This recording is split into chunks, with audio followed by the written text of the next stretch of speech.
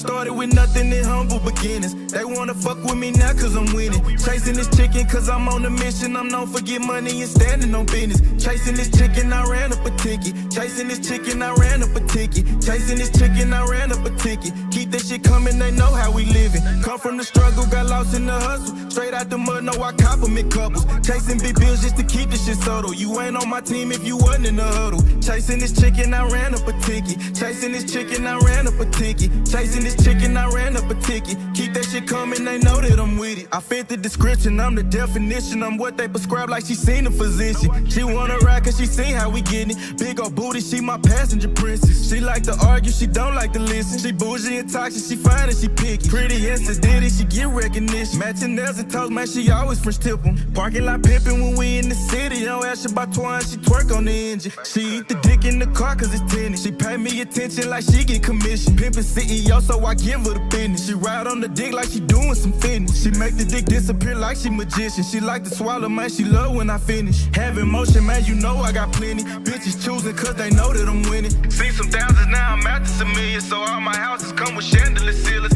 Pillow talking, man, that shit just ain't in me. Keep it pimpin', I can't do no pretending. Jealous hearted, man, you know I ain't with it. Cuffin' hoes, I can't do no commit. No, we started with nothing in humble beginnings. They wanna fuck with me now cause I'm winning. Chasing this chicken cause I'm on a mission. I'm known for get money and standing on business. Chasing this chicken, I ran up a ticket. Chasing this chicken, I ran up a ticket. Chasing this chicken, I ran up a ticket. Keep that shit coming, they know how we living. Come from the struggle, got lost in the hustle. Straight out the mud, no, I compliment couples. Chasing big bills just to keep this shit subtle. You ain't on my team if you wasn't in the huddle. Chasing this chicken, I ran up a ticket. Chasing this chicken, I ran up a ticket. Chasing this chicken, I ran up a ticket. Keep that shit coming, they know that I'm with it.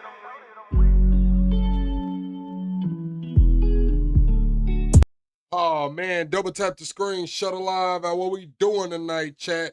What we doing tonight, chat? Double tap the screen, shut alive. We in intro mode. I'm a saint, but I sin. I checked in the game to win. I left, she loving me again. I let her cry out the bins and they say time heal. Mine still felt like it was yesterday. I was moving fast, probably too fast to even catch the play. Spent the night, she pack a bag, right to me, just getting gas. Coming back, I want it bad. I'ma touch it first, eat it last, it's temporary. Holly damn emotion said it's temporary. My pain deeper than the ocean. Temporary feelings mixed with temporary pleasures. All these temporary moments and these temporary treasures. Temporary circumstances to temporary measures. Temporary friends and even temporary schedules. Temporary smiles and temporary goals. Temporary women sliding on temporary poles. Temporary comments and temporary trolls. I just pray that God bless me. Ain't no temporary souls. I'm a saint, but I sin. I checked in the game to win. I left, she loving me again. I let her cry out the bins and they say time heal. Mine still felt like it was yesterday. I was moving fast, probably too fast to even catch the play. Spent the night, she pack a bag, right to me, just getting gas. Coming back, I want it bad. I'ma touch it first, eat it last, it's temporary. Holly damn emotion said it's temporary. My pain deeper than the ocean.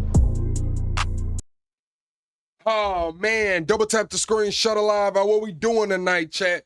Double tap the screen, shut alive. What we doing tonight, chat? Let's get to 100 likes, man. Let's get to 100 likes. Everyone hit the like button. We're 25 subscribers away from the next sucker. Where's the tag? Welcome to the greatest damn show on YouTube. There we go. Welcome to the greatest damn show on YouTube. Oh man, double tap the screen, shut alive out. What we doing tonight, chat? They saying Trump rug pulls billions. We got a threesome fallout with Dunn Jr. and Eric. And we got third term Trump. And we gonna cover the Pooh Shiesty debacle. Everyone double tap that screen, shut alive out, chat. We got an action-packed episode for y'all on here tonight, man. We got Patrick Bet-David just hosted a governor debate for the state of Florida. Jay Collins, James Fishback, and Paul Renner all debated on Patrick Bet-David not too long ago. Byron Donalds was not in attendance. Also, we got a couple miscellaneous clips. Also, we have a few debates. Minnesota pardoned a child ex-offender. They actually pardoned this man, and I'm not gonna lie, that story is crazy. Pearl went to the World Cup, interviewed some people. Oh, Trump got richer. They're saying that Trump made $1.4 billion in crypto investments last year. And I want to know, chat, do y'all think Trump is corrupt or is he misunderstood? He made more money last year than the entire platform Coinbase did. Trump made more off crypto last year than Coinbase made off crypto last year. I'm not going to lie, chat. That's crazy. That's crazy. That's corruption. No way in hell one man just made more than the entire platform Coinbase. Holding office doing that is damn crazy. Also, we got Mehdi over there on Elon Musk. Lord Trump came out speaking against Tucker Carlson, starting his third party. He is leaving the Republican Party. Also, we have GOP Representative Troy Nails was asked about 60% of Americans are struggling with affordability. He said, affordability? What are you talking about? I'm going to get me a couple big lobster tails. I'm going to get me some nice ribeyes. Maybe the 60% of Americans need to work as hard as I do. I'm not going to lie, Chad. That's why Jesus flipped them tables, man. Shit like that is why Jesus flipped them tables, man. We got Pooh Shiesty's ex-lawyer speaking out. Yeah, and a few more miscellaneous clips. Double tap that screen, shut a live out, chat. I want to know, how do y'all feel? Is Trump corrupt or misunderstood? Let me know down in the comments right here, right now. Is Trump corrupt or is he misunderstood? Let me know. Double tap that screen, shut a live out. We're 25 subscribers away from the next sub goal. Thank you, Cypher, for the $5 to start the show. Thank you, Najee, for the jewels. We do got to get the subs up. Let's get into the episode, though. This clip right here is about a guy. He's asking, why do some women hide their age? They're saying that if women are going to call out older men for being with younger women, why do the older women lie or hide their age? Let's get into it, chat. Let's get into it, see what this guy's talking about. At the mic, what's your name? What's your question? Steve, why is it that women get mad when older men date younger women, but they try to cancel their age, conceal their age, and try to dress and act younger while trying to date a younger man? Melissa, women are not trying to date younger men, are they? Well,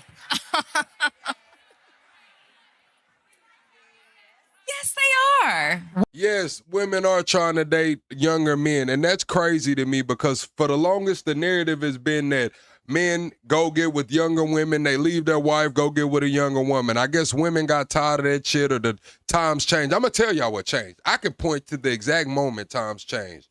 When the pandemic hit, when PPP and PUA and EDD was running around and all the YNs had them bankrolls, that's when women stopped caring.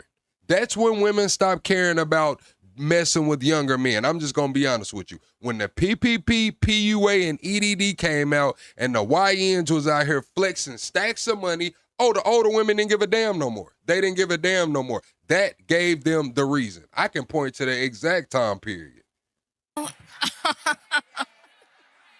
Real talk. Yes, they are. Why is that? What do younger Honestly? men? What do younger men bring to the table? Now notice.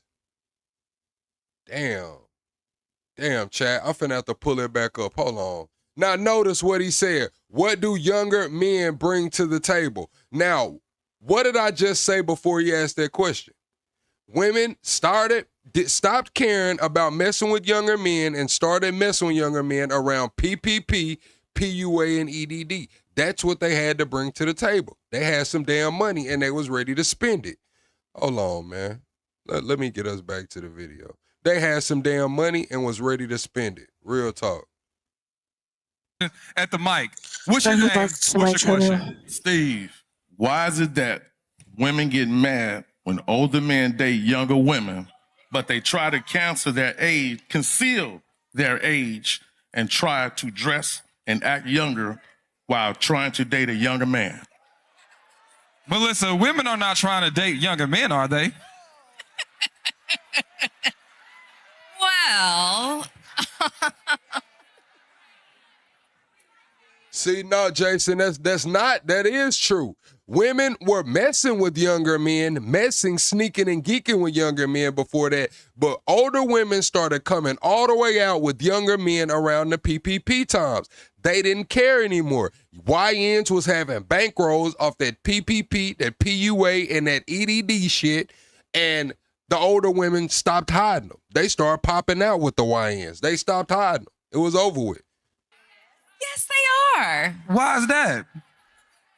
What do younger men what do younger men bring to the table?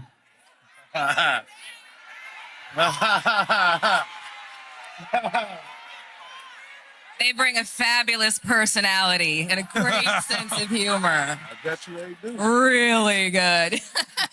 So do we, on a panel, do anybody think that large age gap relationships are inappropriate or could potentially be inappropriate? Is there a reason? Is it fair to villainize certain men for dating extremely younger legal women?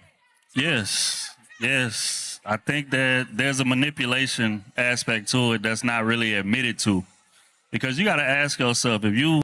Yes, I do think so as well, to a certain extent. Now, if she's 50 and she's dating an 80-year-old, I mean, damn, it is what it is. If she's already 50, dating an 80-year-old, I mean, damn, it just is what it is. But in certain instances, like, yeah, the shit's weird. 40, 50 years old, like, and you can't impress or intrigue a woman your age, you got some shit to look in that mirror and really work on. Because a lot of men be dating women who they damn brain ain't even fully formed yet.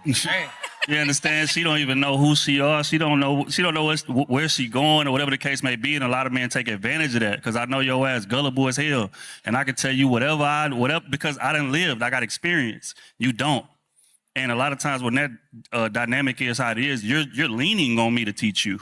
Mm-hmm. And a lot of men take advantage of that. So yeah, no, I definitely don't agree with that. Get your woman your age or close to. Sarah?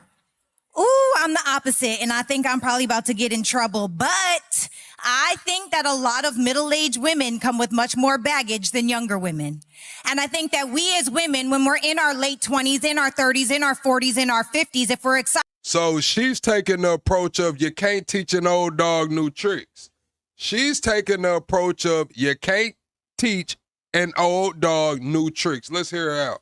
To date, then we still have to remember what it was like when we were actually playful, what it was like when we were actually nurturing and loving and compassionate. And I do think that sometimes we allow our baggage to make us hard. We allow our traumas to make us hard. Why? Because those same experiences, we have way more of them. And now we're moving from that space instead of a almost like naivety or that gullible feeling. Sometimes it's better. Melissa, what do you Another question I have to the women. Why is it that you hear a lot more men saying that, oh, I had the woman, we didn't work out, but I learned a lot. I grew from that relationship. You don't really hear women saying that they grew from failed relationships. Why is that?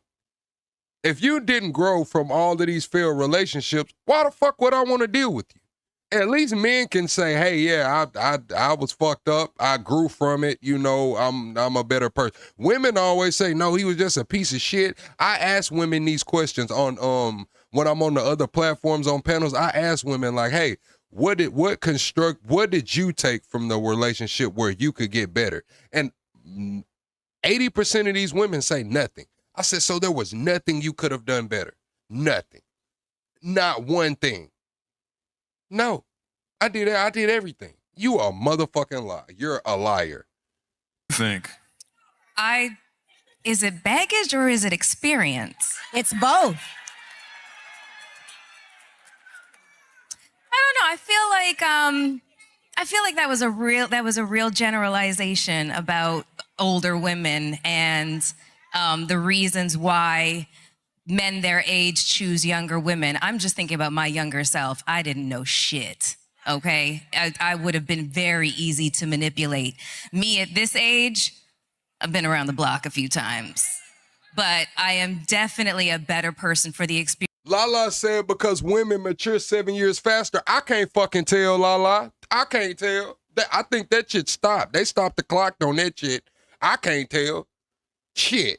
Man, listen, finding somebody under 35 to cook that home cooked hearty meal seasoned to the T, that shit don't happen no more, Lala. These motherfuckers mixing clothes and shit. They don't even wash clothes right. Lala, you took 7 years more mature. You putting all the damn clothes in the washing machine together. I can't tell. Experiences I have had, and I definitely don't carry a bunch of Louis Vuitton into my relationships. I'm a healed cougar over here. SD, why you making that face? SD, why you making that face? Because of what? we demonize men for dating younger women and don't acknowledge the fact that most of the women that demonize them dated older men at one time in most cases. A lot of the women tend to be a little more jealous, I believe. Cypher, what it because do? those older men that's their age prefer younger women and thus taking men out of their dating pool. So No, I'm keeping it real, Big D. The ladies in the chat, don't take this shit personal. I'm being serious. I'm talking about as a group. I know y'all don't generalize. No, we generalizing. We generalizing in here tonight, and it just is what it is, man. Most women under 35 ain't gonna cook that home cooked hearty meal, man. Motherfuckers is going to grab shit out of the damn the frozen section at the dollar store, popping that shit in the air fryer and calling it a meal. I'm not with that. Mixing clothes and shit, man. I'm not with that. What happened to separating the lights from the darks and the whites and shit? You know what I'm saying? Like, where did that go? a lot of women do criticize and insult and shame men because of it, while also championing older women dating younger men. Or if the younger woman gets an older man, they say, hey, she got the bag now. Good bag. Way to get it. Like, we can't have it both ways. You got to be fair on both ends in my world. Kitty, what you over there pondering about? I don't like that comparison. I don't like that first comparison you led with. As far as younger women dating older men, a lot of times y'all preyed on us. What they say? Okay, so let's keep it real. Yes, she is right. A lot of times these older men did prey on these younger women, but we got to hold the mamas accountable too, because a lot of these mamas turned the fucking blind eye to this shit. A lot of these mamas coach their daughters up to go find the older man, to go find a man they could take. So if we gonna hold the men accountable, for sure, they nasty as hell, but we got to hold these fucking mamas accountable too. Straight up. Turned the blind eye. You know this nigga the riding around on some 26s and 28s and shit. He about 29 years old picking up your daughter from high school. You knew that shit was going on. You knew that shit was good. You heard about it. You got the call just like everybody else in the town got the call. I don't want to hear it. There's always, every year, there's a new 18-year-old. A lot of times y'all preyed on us, and a lot of older men tried to groom us. And we were too naive to understand any better. But now in our adult years, in our mature years, it's not going to ever be that way because, as you said, we've gained wisdom. I think also the thing that we forget is a lot of times for men, and this is actually proven for men, because we've seen many people have clients like this, but men a lot of times try to reestablish their youth or find their youthful selves again by dating young women. And you usually can tell those men when all of a sudden they buying all of these sports cars and stuff like that in their 50s and 60s, and then they leave they wives. Right, Marzi, that your parents did the right thing. You said you was preyed upon and your moms and dad intervened. Them N-words was on everything. You had parents. A lot of these moms out here and these daughters that are telling these stories, their moms turned a blind eye to that shit. They might not have had a father in the home. The community was not there. The integrity was not there. Your parents did it the right way. A lot of these moms are going to turn a blind eye. Why? Because they want to keep money in their pocket. They want this nigga that's on the 26s or the 28s to buy school clothes and shit. They want the nigga that's on the 26s and 28s to go buy Chick-fil-A and fucking McDonald's and shit so she can save that little $80, $90, $100 a week from feeding your ass, man. Let's keep this shit real. Let's keep this shit real. And I'm not talking about just the black community here. I'm talking about white folks too. lives and they start dating these younger women. These Taking Viagra. only what is that? Because a lot of these parents know these coaches messing with their kids. Coaches and instructors and motherfuckers like that. Know they daughter. Know they daughter ain't got no fucking business riding home with the damn coach like that.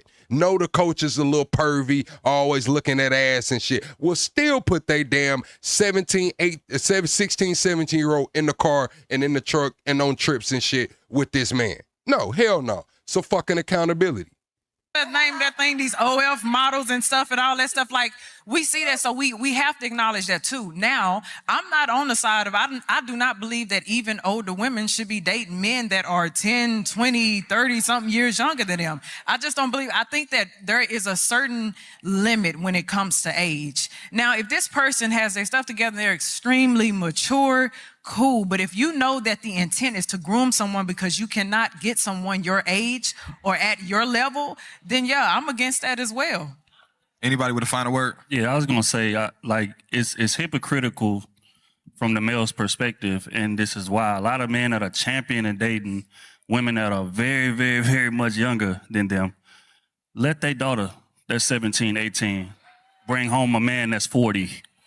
He gonna be ready to crash out and goddamn hurt him. So we gotta ask ourselves, why is that? Why are you so willing to crash out when your little girl say, yeah, this is Ron, he 42, and I'm goddamn 18, and now you ready to take him to the backyard. We gotta ask ourselves, why is that? If dating that much younger is no problem. So what's an acceptable age gap then? Like, what y'all think an acceptable age gap is?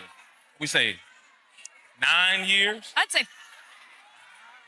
5 years is crazy. I'm gonna say it depends on what point of your life you're in. Like after you get, if you 30 and you messing with somebody that's over 30, I guess if they old as hell, that could be kind of weird. But after 35, you messing with somebody, as long as they not damn 70, you damn near all right after 35. Now, when you get into them younger years, them age gaps get to looking weird. Like, I don't got a problem with somebody that's 40, like I said, dating a 60-year-old, 70-year-old. I mean, damn, you ass 40 already. 5 years is a little limited. All right, so like, I feel like it depends on what ages everybody is. So let's just say she's 48 and he's 39. That's almost 10 years. That seems acceptable to me. Yeah, that's all right. I think they're pretty Everybody's much grown. We're talking about young, But if early 20s we're talking about and 42 and 18. and well, 18. Yeah, like That's I not think even that's part of when this it's a for the problem. That's not that's a even- problem. That's a Yeah. problem. That is I agree with problematic. that. Now I could agree with that. Back. All right, what's your Thanks for watching, guys. Okay, in my opinion, All right, I don't know who this is kicking with us, but we're gonna get her. when ass it comes to started. relationship, more fun. I think they was start choosing. All right, man. She talking, man. So we're going to get her the hell up out of here, man. Appreciate her for the video, man. Double tap that screen, shut a live out chat. Let me know what y'all think is an uncomfortable age gap. What do y'all think is an uncomfortable age gap? We're going to keep pushing on in the show. This right here is another situation. So Rollo did an interview with Sean Cotton on Say Cheese, and the topic of cheating came up. So one of his friends, they caught a case together, and one of his friends allegedly snitched on him. So after one of his friends, damn, they're gonna make me log in, bro. Oh no, they're not. Peter Honeycomb did that, if he did. After one of his friends snitched on him, he ended up sleeping with his wife. Now he's saying that a third party told the husband, like, hey, Rollo slept with your wife, and I know y'all were boys. Rollo saying that that's snitching. So I want to know, chat, if you knew that your friend, you had a friend, and you knew that their partner, whether it's their boyfriend, girlfriend, was cheating on them, would you tell your friend, or would you mind your business? Is that snitching? If you got a homie and his girlfriend is cheating on him, and would you tell him, or would you mind your business? And if you would tell him or wouldn't tell him, is that snitching? I'll give y'all my thoughts and opinions after this. You think that was Peter Honeycomb did that, if he did that? Because I seen he kind of admitted he did that, but do you think that's P? I mean, if somebody's your homeboy's girl, like your close homie, would you tell him if you knew? If somebody was fucking my close homeboy girl, and you knew it, but that's your guy, I don't know. probably tell him. You don't think that's a form of snitching? You think that was? So is that snitching? Is that snitching, man? Y'all saying y'all gonna snitch. So I'm gonna tell y'all like this. I'm gonna pick and choose with that shit. I'm gonna pick and choose who I'm gonna tell. And the reason I'm gonna pick and choose who I'm gonna tell is because a lot of you niggas know you dating hoes. I'm just gonna be honest with you. A lot of you niggas know you dating hoes. You don't care that you dating hoes. You knew she was a hoe when you got with her. She was a hoe in high school. She never stopped hoeing, and you still lay up with her and kiss her every night. So I'm not gonna say shit. I'm gonna let you have your happy ass hoe home. Now, if you think you got a good girl and everything's, on the up and up, you're talking about putting a ring on her, I'm gonna tell you to lock the back door. Like, hey, boy, your ass might want to put a camera or two up, lock the back door. But if you dating a hoe, bro, hey, man, you and that hoe gonna be happy. I don't give a fuck. Straight up, you knew she was a hoe. All right, chat. We're gonna move on. And am I wrong for that, chat? Y'all let me know. Y'all can be honest with me. Am I a fucked up friend for that? Am I a fucked up friend for that? I'm just gonna be honest with you, nigga. You knew you had a hoe. We all knew you had a hoe. All right, chat. So this is a streamer that's going viral. They were out in real life streaming and they pulled up on a younger child, and this guy said some very atrocious things to this little girl. And in response to that, he ended up getting beat up. So it was the cameraman said some crazy shit to the little girl. Damn, they gonna make me sign in? All right, we ain't gonna be able to watch this. They gonna make me sign in for that shit. All right, let's see. Y'all wanna watch the debate or get into some of the news? All right, let's get into some of the news right quick, and then we'll get into the debate, man. We're gonna watch some news right quick, then we'll get into the debate. Everyone double tap that screen for me. We gotta get the likes up in here, and we're 25 subscribers away from the next sub goal. We do go live every single night over here, talking politics, current events, and entertainment, man. Let me know, chat. There are new accusations against top officials in Sanctuary State, Minnesota, over protecting an illegal immigrant convicted of repeatedly sexually assaulting a 10-year-old girl. It's a hard story to talk about and to read about, but it happened and we need to tell you. Homeland Security accusing Governor Tim Walz of granting a pardon, effectively just wiping away his criminal record to help shield the man from a final order of deportation. So Brooke Taylor is on that. She joins us now for more. And Brooke, what did you find out? Good morning. Hi, Bill. Good morning. Well, Governor Tim Walz facing major backlash for this. So he sits on the board that pardoned this convicted child sex offender as he was. So I'm going to say this, man. I tell y'all this all the time. America fosters a culture of pedophilia. It's the judicial system, it's the courts, everybody, for the most part, gets slaps on the wrist whenever permissible. Every now and then they bring the hammer down on a few people, but as a whole, this country fosters pedophilia. Let's just be honest with it. Just about to be deported. So back in 2006, Tao Lee Vang right here, he was convicted of repeatedly sexually assaulting a 10-year-old girl in Minnesota. He pleaded guilty in a deal that kept him out of prison. DHS says that conviction cost him his legal status and made him deportable. Well, the details in these court documents, they're too graphic for me to repeat to you on air, but it describes the abuse spanning 2 years from the time the victim was 10 to just 12 years old. The girl told investigators she met Vang through her older sister, who he later married. Investigators say he admitted, quote, "I made a mistake, but this is a minor thing. It's a cultural thing in Thailand to marry and have sex with girls." You damn right it's a minor thing because you was touching on a minor and it's a major issue now. He said, I made a mistake. This is a minor issue. In Thailand, it's okay to marry and have intercourse with girls as young as 1-2 years old, 12 years old. Man, that's crazy, bro. On GTA. That's crazy, Chad. That's crazy, bro. And they let this man out. They let this man out. I see they saying illegal immigrant. This country fosters pedophilia. They do it. They give slaps on the wrist for this kind of shit all the time. I'm just gonna be honest with you, man. It's sick. It's disturbing. they get slaps on the wrist for this type of shit all the time. As young And he admitted to it. He admitted to it. Just like the pastor down there in Texas, he admitted to it. Did damn 30 days in jail, admitted to it. Crazy. Is 12. He also told police that the young victim should be arrested too because she was, quote, as much at fault. Now, according to DHS, he received a deportation order after his conviction. But earlier this month, Minnesota's Board of Pardons. No, it's not the left mostly. It's not. We can't even say it's the left mostly. It's all of them motherfuckers.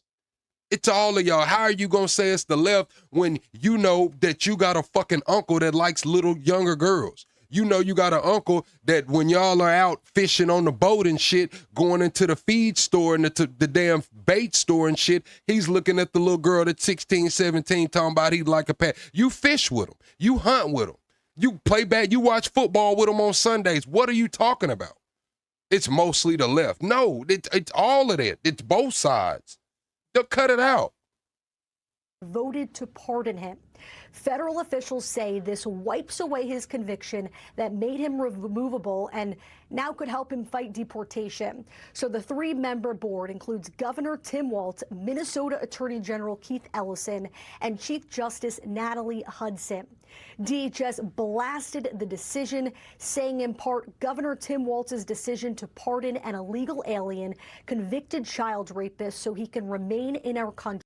Like, how the fuck does he pardon some shit like this?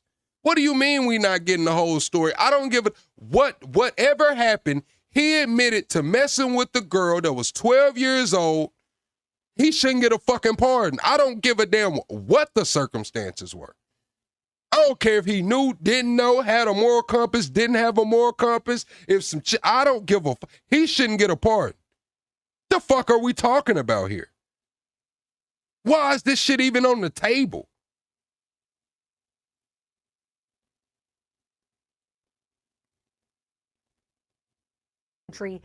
So did he get a pardon? And you saying this is propaganda. So did he get a pardon or not? If he got a pardon, my next question is, did he admit to messing with the 12-year-old or not? Because if both of those things are true, somebody fucked up. And I don't give a damn how they spin it or how they frame it. If he admitted to messing with the 12-year-old and he got a pardon, I don't want to hear that shit. I don't care under what circumstances. I don't want to hear it. Is disgusting. This pardon will take away the child rapist's qualifying convictions that made him removable from the United States. Now, we reached out to all 3 board members, including Governor Walz, to ask why they decided to pardon this convicted child sex offender. We have not heard back, Bill. Okay, Brooke, thanks. Brooke Taylor on that story. Tough story to talk about. Thank you for that, Brooke. And joining us here on the National Mall is Laura Ingram, host of the Ingram Angle. It's so good to see you. So good to see you kids here. Happy birthday. Cool weather, thank you. So this story is obviously extremely disturbing. What's up, and Kayla? The question of, like, why would Tim Walz think this and do this? Well, let's take a quick look back at what he'd said before about President Trump. We experienced an unthinkable federal invasion of our state. Families lived in fear. Children were separated from their parents, neighbors from neighbors. Minnesotans who had done nothing wrong were subjected to racial profiling and unlawful detentions. So he talks about this wall. I always say, let me know how high it is. If it's 25 feet, then I'll invest in the 30-foot ladder factory. Is that a... I don't care why they pardoned him, Ms. Bones. If they pardoned him so he couldn't get deported, if they pardoned him, why did they pardon him? Did he get found not guilty? Is that what this true story? Then why did he admit to it? If he admitted to it and got pardoned, somebody fucked up. Either he fucked up and lied on himself and said he did some shit he didn't do, or they fucked up by pardoning him. There's no in between. There's no in between. A clue into why the pardon might have happened? Yeah, he's made it clear from the very beginning as an unrepentant liar about what happens with our immigration system that he values illegal aliens over American citizens. I mean, frankly, if you're a native-born Minnesotan, 3rd or 4th generation, I think today you have to ask yourself, what rights do I really have in Minnesota? Do I have a right to be safe? Does my child have a right to be safe in school or on the street? Man, that lady's boring as hell, man. Let's get her the hell up out of here. Supreme Court right up the road here. You clerked? Yes. Clock. Yes. The court is absolutely dead wrong on this situation. China and their tourist visas that they get to come into the United States or into our territories just simply to give birth. They'll come in the 8th month, maybe 1, 2, 3 weeks left, give birth here, have a child, then they move back to China, raise a person underneath a communist regime, even though they're a citizen of the United States, and they come back over here. They're stealing intellectual property, and it's absolutely been a national security issue. Here's my sense just watching it, the arguments together than the decision this week. Is that more people are aware of this story. All right, I'm finna look up another clip about it. Ms. Bones is saying we're not getting the whole story, the real story. I'm not seeing many outlets talk about it other than Fox, The Hill, and a couple other places. I'm Harris Faulkner. You are in the Faulkner Focus. And we begin with breaking news. Sanctuary State Minnesota is back in the spotlight today. The Trump administration is accusing the governor, Tim Walz. Remember, he wanted to be the vice president with Kamala Harris. That didn't work out. They're accusing him of helping protect an illegal immigrant convicted of repeatedly sexually assaulting a 10-year-old child. Bro, what is up with Fox and their damn cameras? I mean, their microphones, bro. Like, the hell is going on with Fox and their microphones? All right, let's hear it from The Hill. Fox got their microphones messed up, chat. I don't know. I don't know.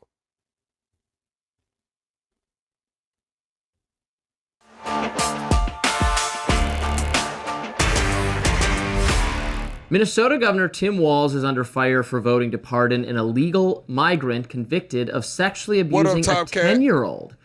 The 3-person panel granted 42-year-old Tu Lu Vang the reprieve on June 10th, and he was set. All right, chat, I need everyone to hit the like button. We got to get the likes up, and we're 29 subscribers away from the next sub goal. Please hit the like button on your way in by double tapping the screen, and be sure to subscribe to the channel so you never miss a live stream. Also, chat, I want to know, man, do you think that this is the true story, or do you think the media is framing this? To be deported. The Trump administration officials blasted this decision, saying in a statement, quote, Governor Tim Walz's decision to pardon an illegal alien convicted child rapist so he can remain in our country is disgusting. These are the criminal illegal aliens seen as Minnesota sanctuary politicians. Bro, who is this news anchor? Bro, it's no way he is on a nationally syndicated show, The Hill, with fucking 2.1 million subscribers, and he's reading it like this. Like, he sounds like he don't even want to fucking be there, bro. Oh, shit, he might be on his way. Do y'all hear how he's reading this, bro?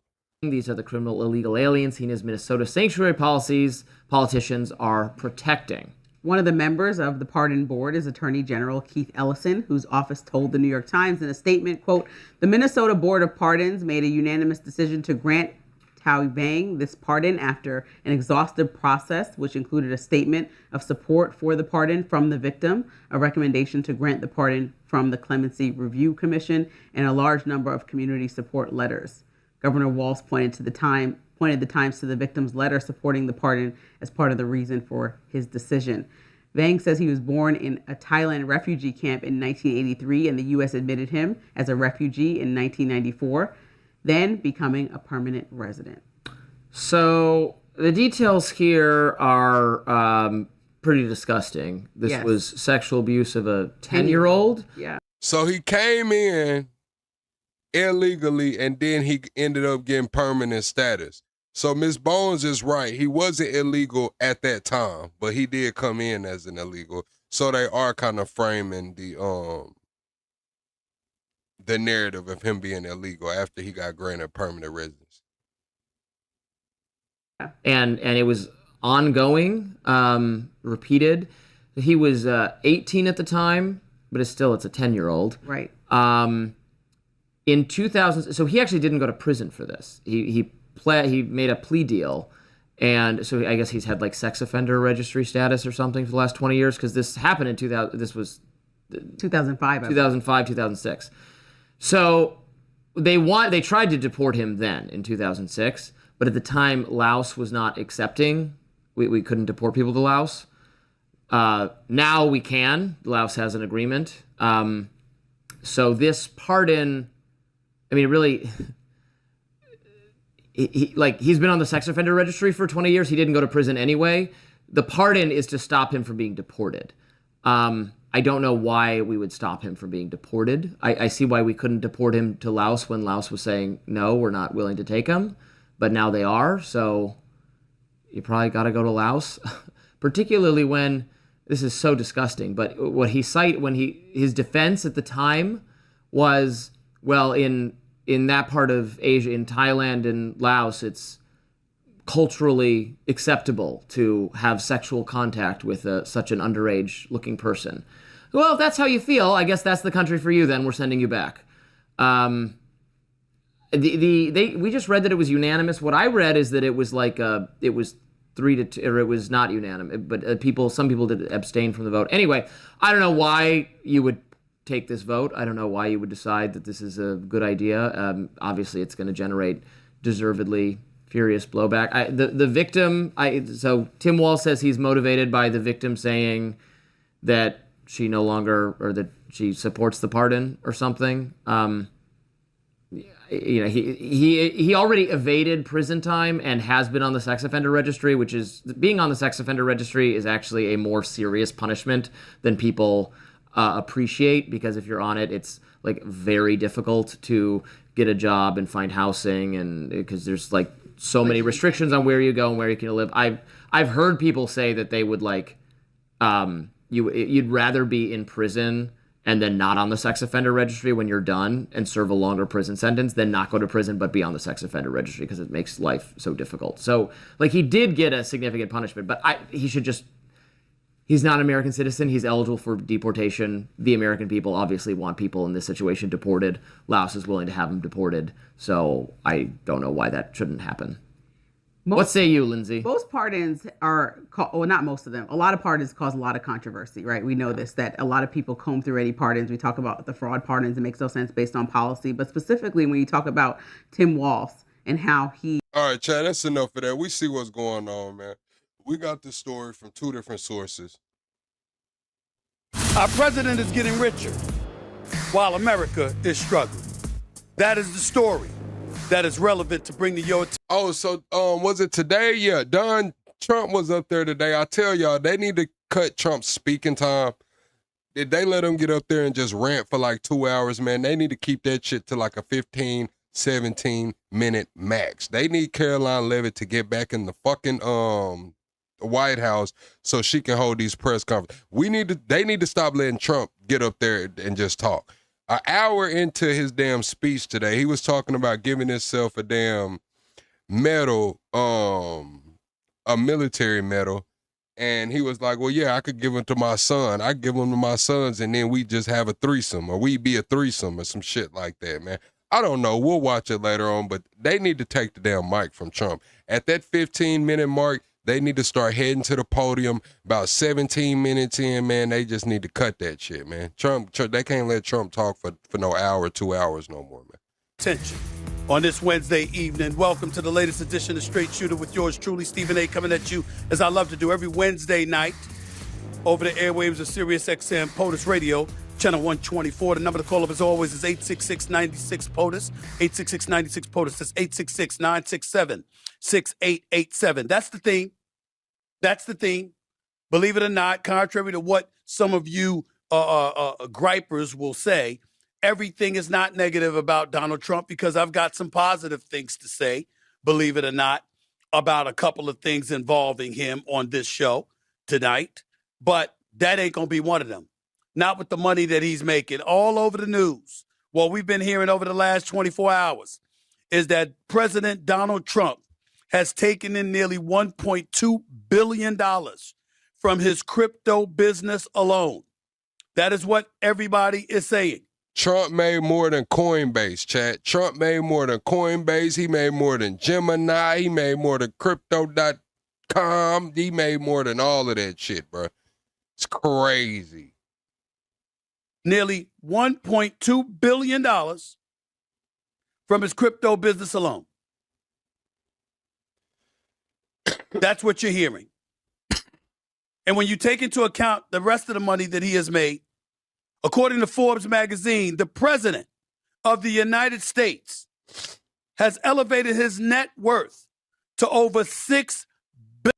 You said he gave us no tax on overtime. Huge from hardworking America. You done spent all that shit. You done spent all that shit. Man, that extra 12, 13 an hour that you was getting that time, that halftime, because he wasn't giving you tax-free on the time and a half. It was only on that halftime when you was in overtime. You done spent that shit at the gas pump and at the grocery store, my boy. You done spent that shit ordering shit off Amazon and tariffs, my boy. That shit's gone. You needed that. That shit was like an offset. $1 billion. It wasn't even at $2 billion before he arrived within the presidency. But now all of that has changed. According to Trump's 2025 financial disclosures. Man, Trump is finna rug pull the fucking economy. Just like he rug pulled this meme coin, man, Trump's about to rug pull America, bro. It's about to be a fucking rug pull. Greatest rug pull in world history. $635 million. Celebration coins. Those are the deals that he was making. $526 million. $526 million on crypto tokens. $77 million from Mar-a-Lago. $4.7 million from royalties from Trump watches. Other gifts, including Trump Bibles and things of that nature. The man has raked in over $1.2 billion. His net worth is now over $6 billion. And when you take that into consideration, that ain't even the worst part of the news. It's not even the worst part of the news.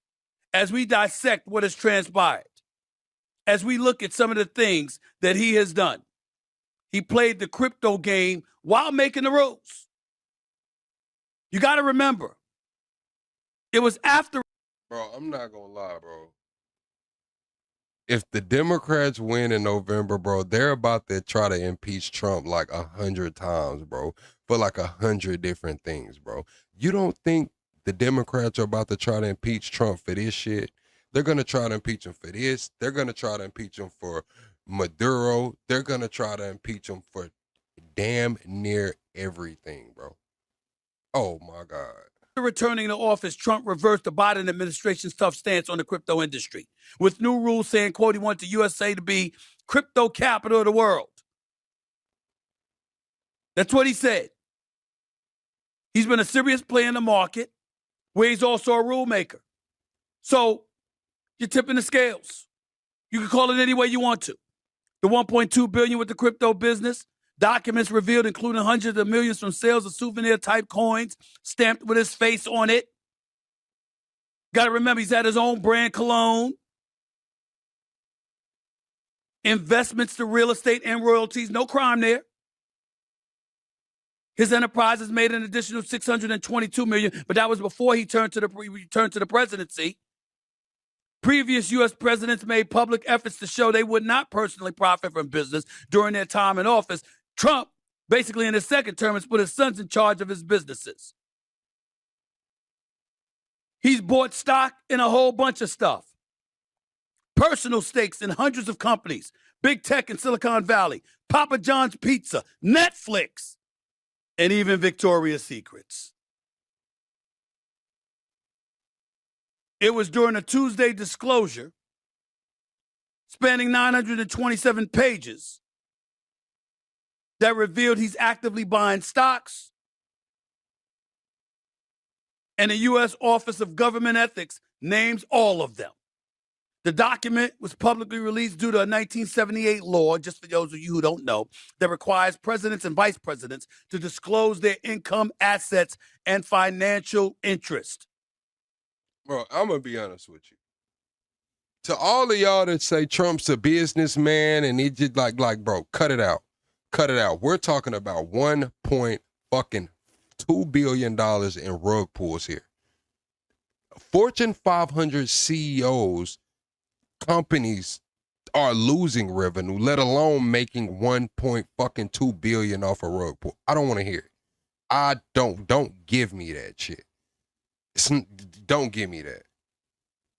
How about this one, ladies and gentlemen? Trump's crypto business benefited from a $500 million payment from a state-linked firm in the United Arab Emirates, which bought a stake in World Liberty Financial, which is the Trump family crypto company, by the way, days before he re-entered the office.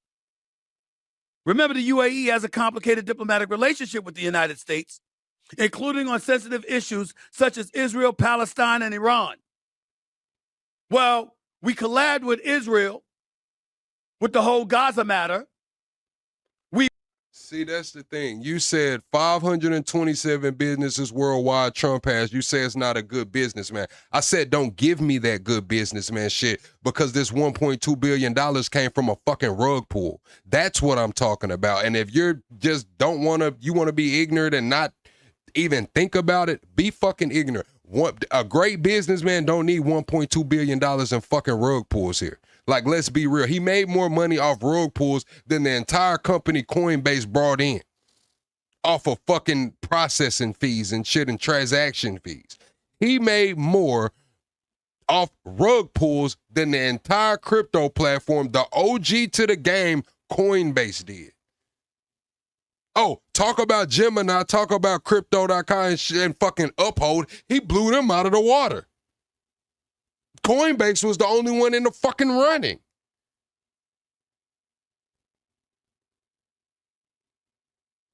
Man, why are you He bombed Iran not once, but numerous times, actually. Damn. But supposedly took out their nuclear sites last June, and we obliterated them according to Trump, but then you bombed them again. I mean, you can't make this stuff up. Why do I bring this up, ladies and gentlemen? I got news for you. I want to make sure that we're clear while I'm bringing this up. I want to make sure we're very clear. A lot of people have a problem with this. They call him a grifter. They call him the thief-in-chief instead of the commander-in-chief. They sue all of these things. They throw all... Man, listen. The money he took from Parge and that other shit, yeah, we could talk about the inside of the The money he took for Parge, that's fucking drops in a bucket. We're talking about $1.2 billion in fucking rug pulls. The damn Securities and Exchange Commission just had every single YouTuber on YouTube that was promoting them fucking shit coins scared as hell. Scared as hell. And we got Trump just rug pulled $1.2 billion.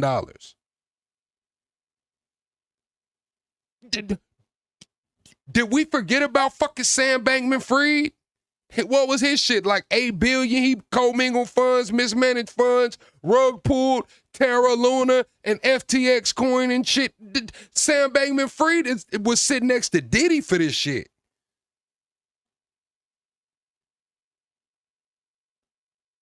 He was in, what is it, MCI New York, whatever the fuck it's called. He was in over there where damn Maduro is for this shit. These negative connotations out there. Ladies and gentlemen, I'm here to tell you right now, he was a businessman before he left office, before he entered office. He was a businessman after he left office the first go round. He's a businessman in office now. As trifling as it is, because it is trifling. It looks bad. The bottom line is Who got 2 years? Hell no, they gave Sam Bankman-Fried like a 20 ball, bruh. Hold on. SBF. Man, they didn't 2 years my ass, FBF sentence. Or you talking about Diddy?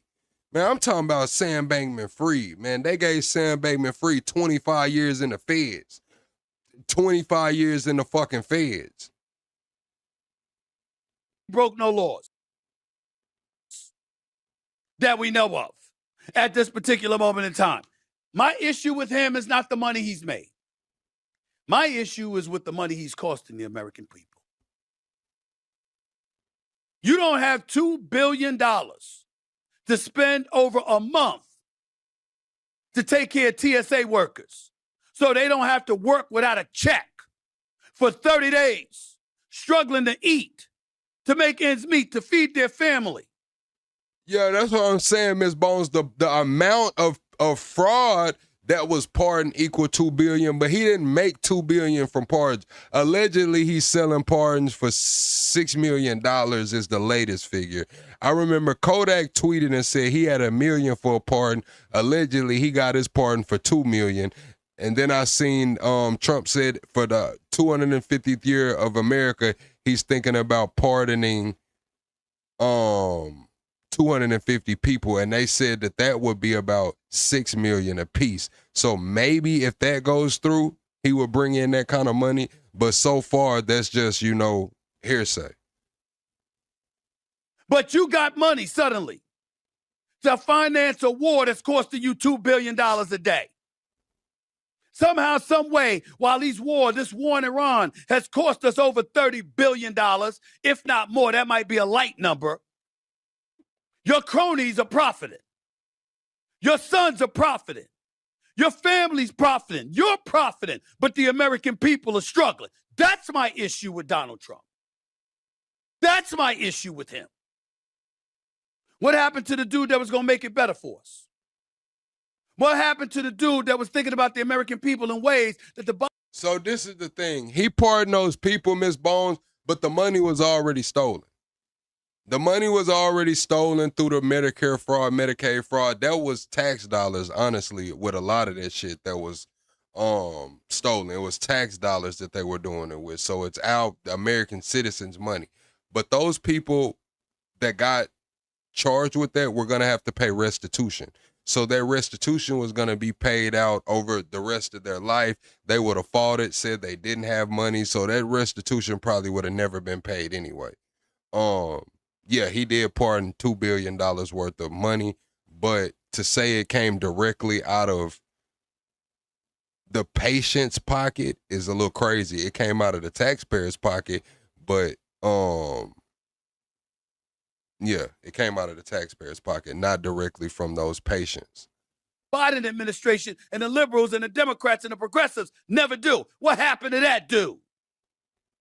So he pardoned a lot of people, and a lot of the people that he pardoned was from Medicaid fraud, Medicare, Medicaid fraud, and things of those sorts, taxpayer-funded programs.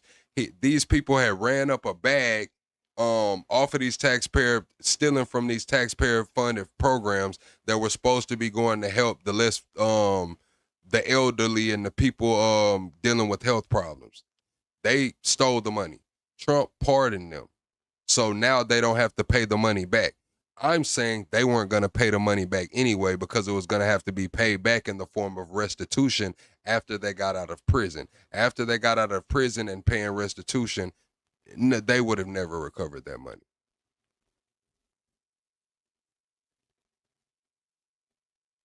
Yeah, you're going to tell us that the unemployment rate is at 4.3%. You're going to remind us that labor participation rate is at 61.8%. You're going to remind us about the cost of living and how inflation has ravaged us. You're going to remind us about... And when I say they would have never recovered the money, what I mean by that is the money that they were going to recover, they had already recovered by freezing the bank accounts and bringing the charges on them to say, hey, this is how much you stole. They probably froze a lot of his accounts and shit. I'm pretty sure the guy didn't spend 300 million. So they probably recovered a large chunk of that, and the rest of the shit, the millions that was missing and spent, that shit's over with. They seized the properties, probably seized the other shit, That shit's gone. About a statistic that Chris Cuomo on his show Cuomo on News Nation just the other night revealed to us when it highlighted that folks 90 days past due paying on their credit cards is at an all-time high in American history. And why is that a reality? Because that means people are borrowing against their credit cards based on need. Because the money that they're raking in for themselves, working their asses off every single day and night, they can't afford. Even with the check coming Shirley? in, they can't afford to pay their bills without leaning into their credit card. Cypher, you got to renew your membership. Your membership gone. You got to renew the membership to get the emojis.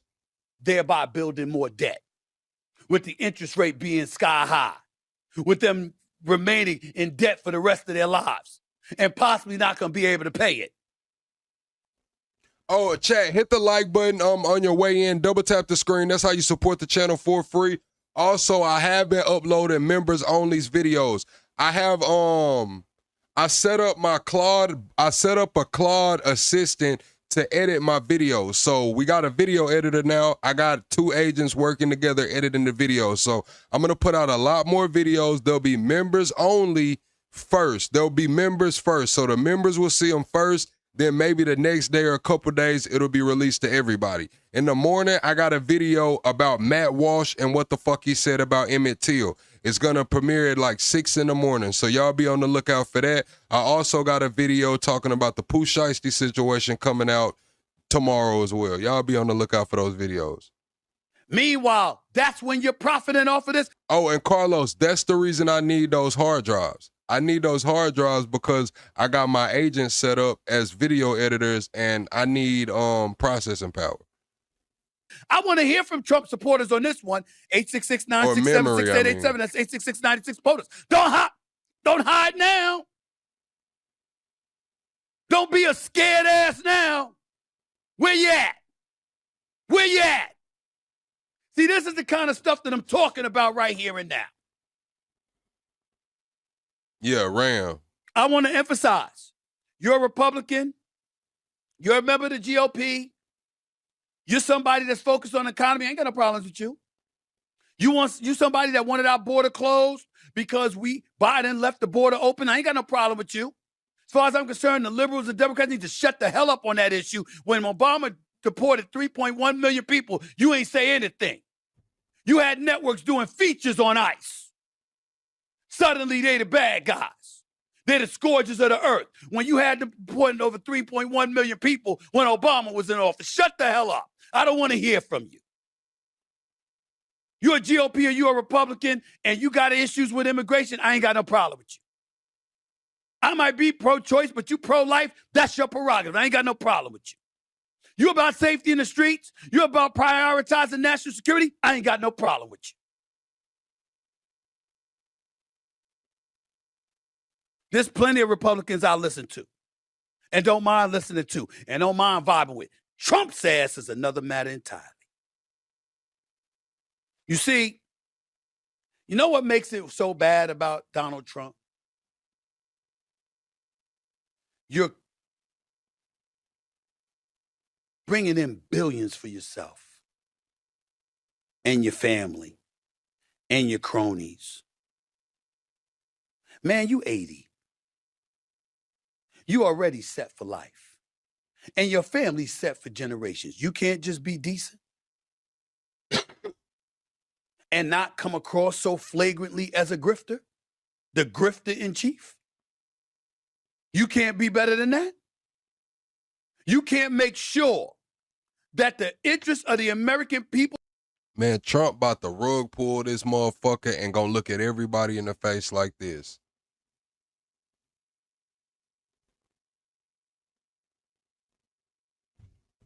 Then he gonna rug pull the fuck. Thanks, Cypher, for renewing that membership.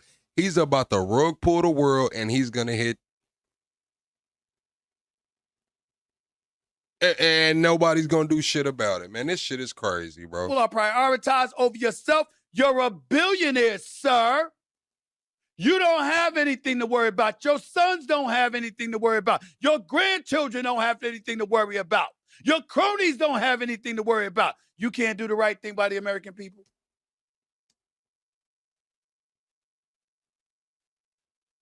You got to be a slave to your own narcissism. Trump watches, Trump hats, Trump ties, Trump suits, Trump hotels, Trump everything. Everything. Got to have your name on it. So when it came to Trump dropping the products, it was a few of the products I had a problem with. I don't really care about the hats, you know. But the Bibles was crazy. Trump was tripping with them damn Bibles.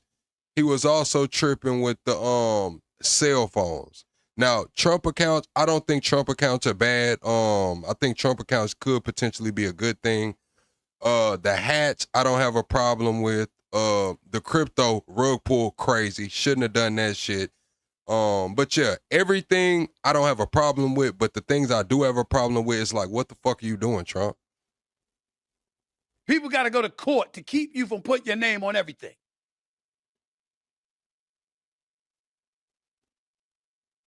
If you could get away with it,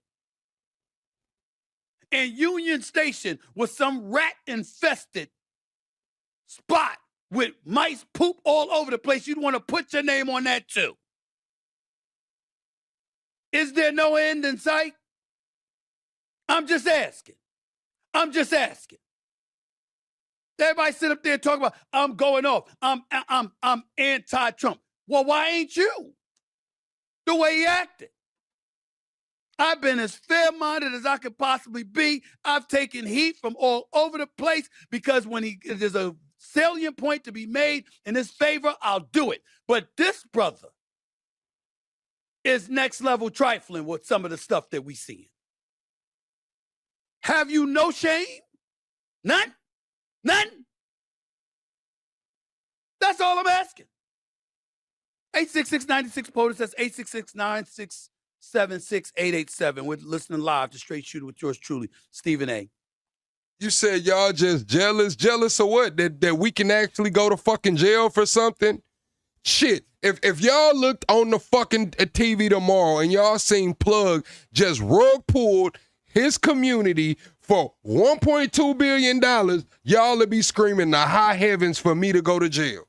Y'all would be screaming to the high heavens, send that nigga to jail. Lock his ass up.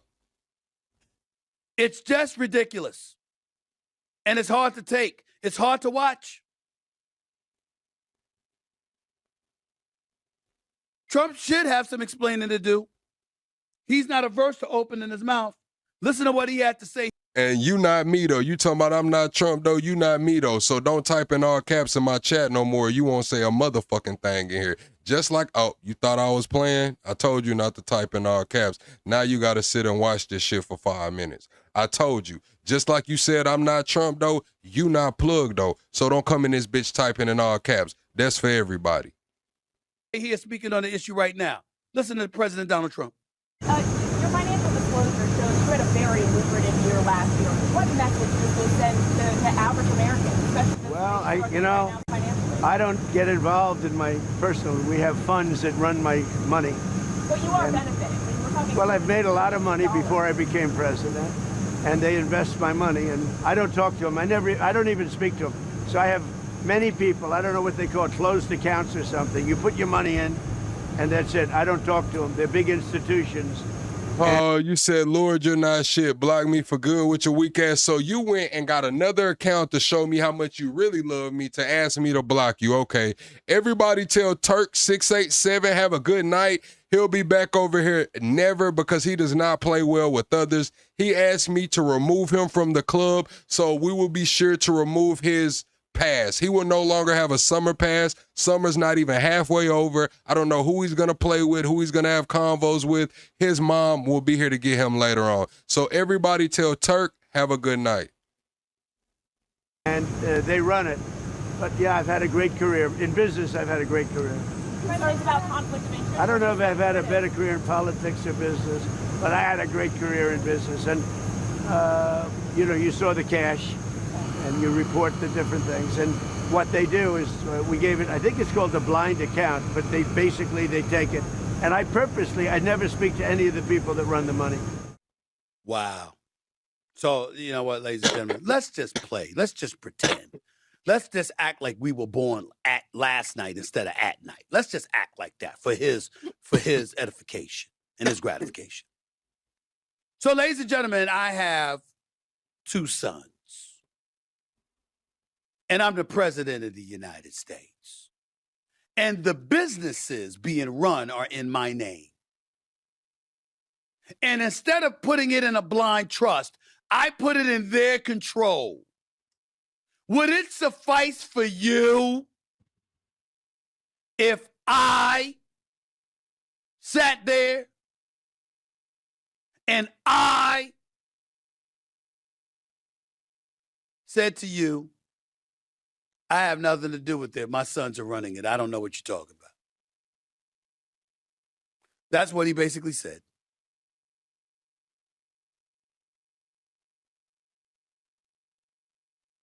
That's what he basically said. Now, and we know the IRS can't touch him or anybody in his family. The IRS it's a hands-off policy with the Trumps when it comes to the IRS. Get where you're coming from. I understand it. Wholeheartedly, I feel you. But I'm here to tell you something What's right up, Brown Bird? This stuff don't really make sense to me. I got to tell you that right now. It really, really doesn't. How people can stomach the kind of stuff he's spewing. Because it's not working to the benefit of the American people, and that's what this all comes down to. Y'all said they overturned it? All right. Okay, so they overturned that.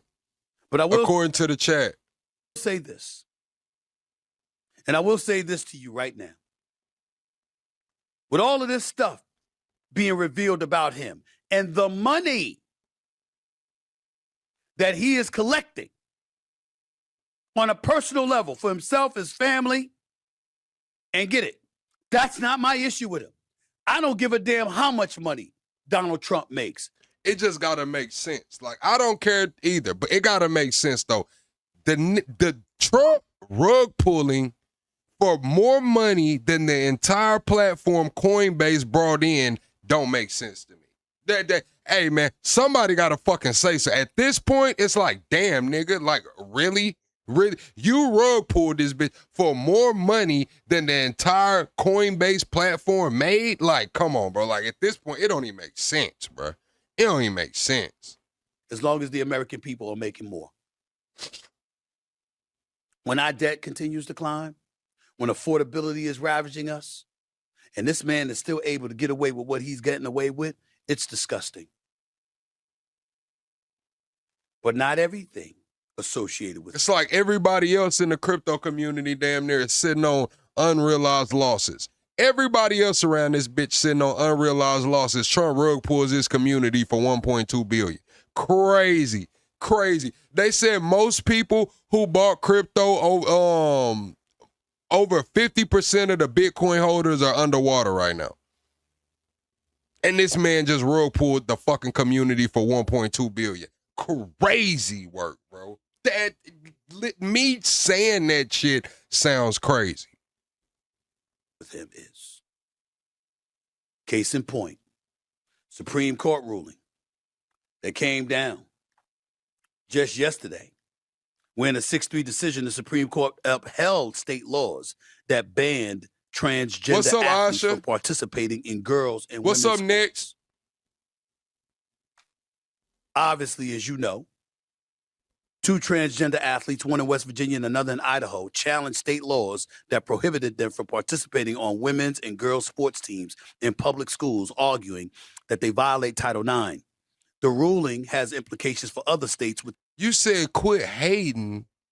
Man, y'all might as well be screaming free Sam Bankman-Fried then. Y'all might as well put the free SBF shirts on.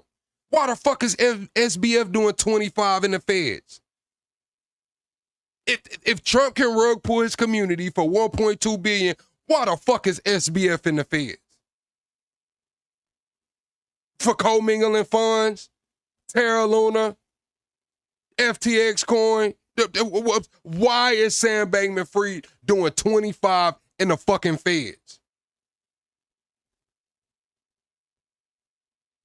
Similar laws. Man, SBF ain't got pardon, man. SBF ass is in jail right now. They denied SBF pardon. Man, what are you talking about?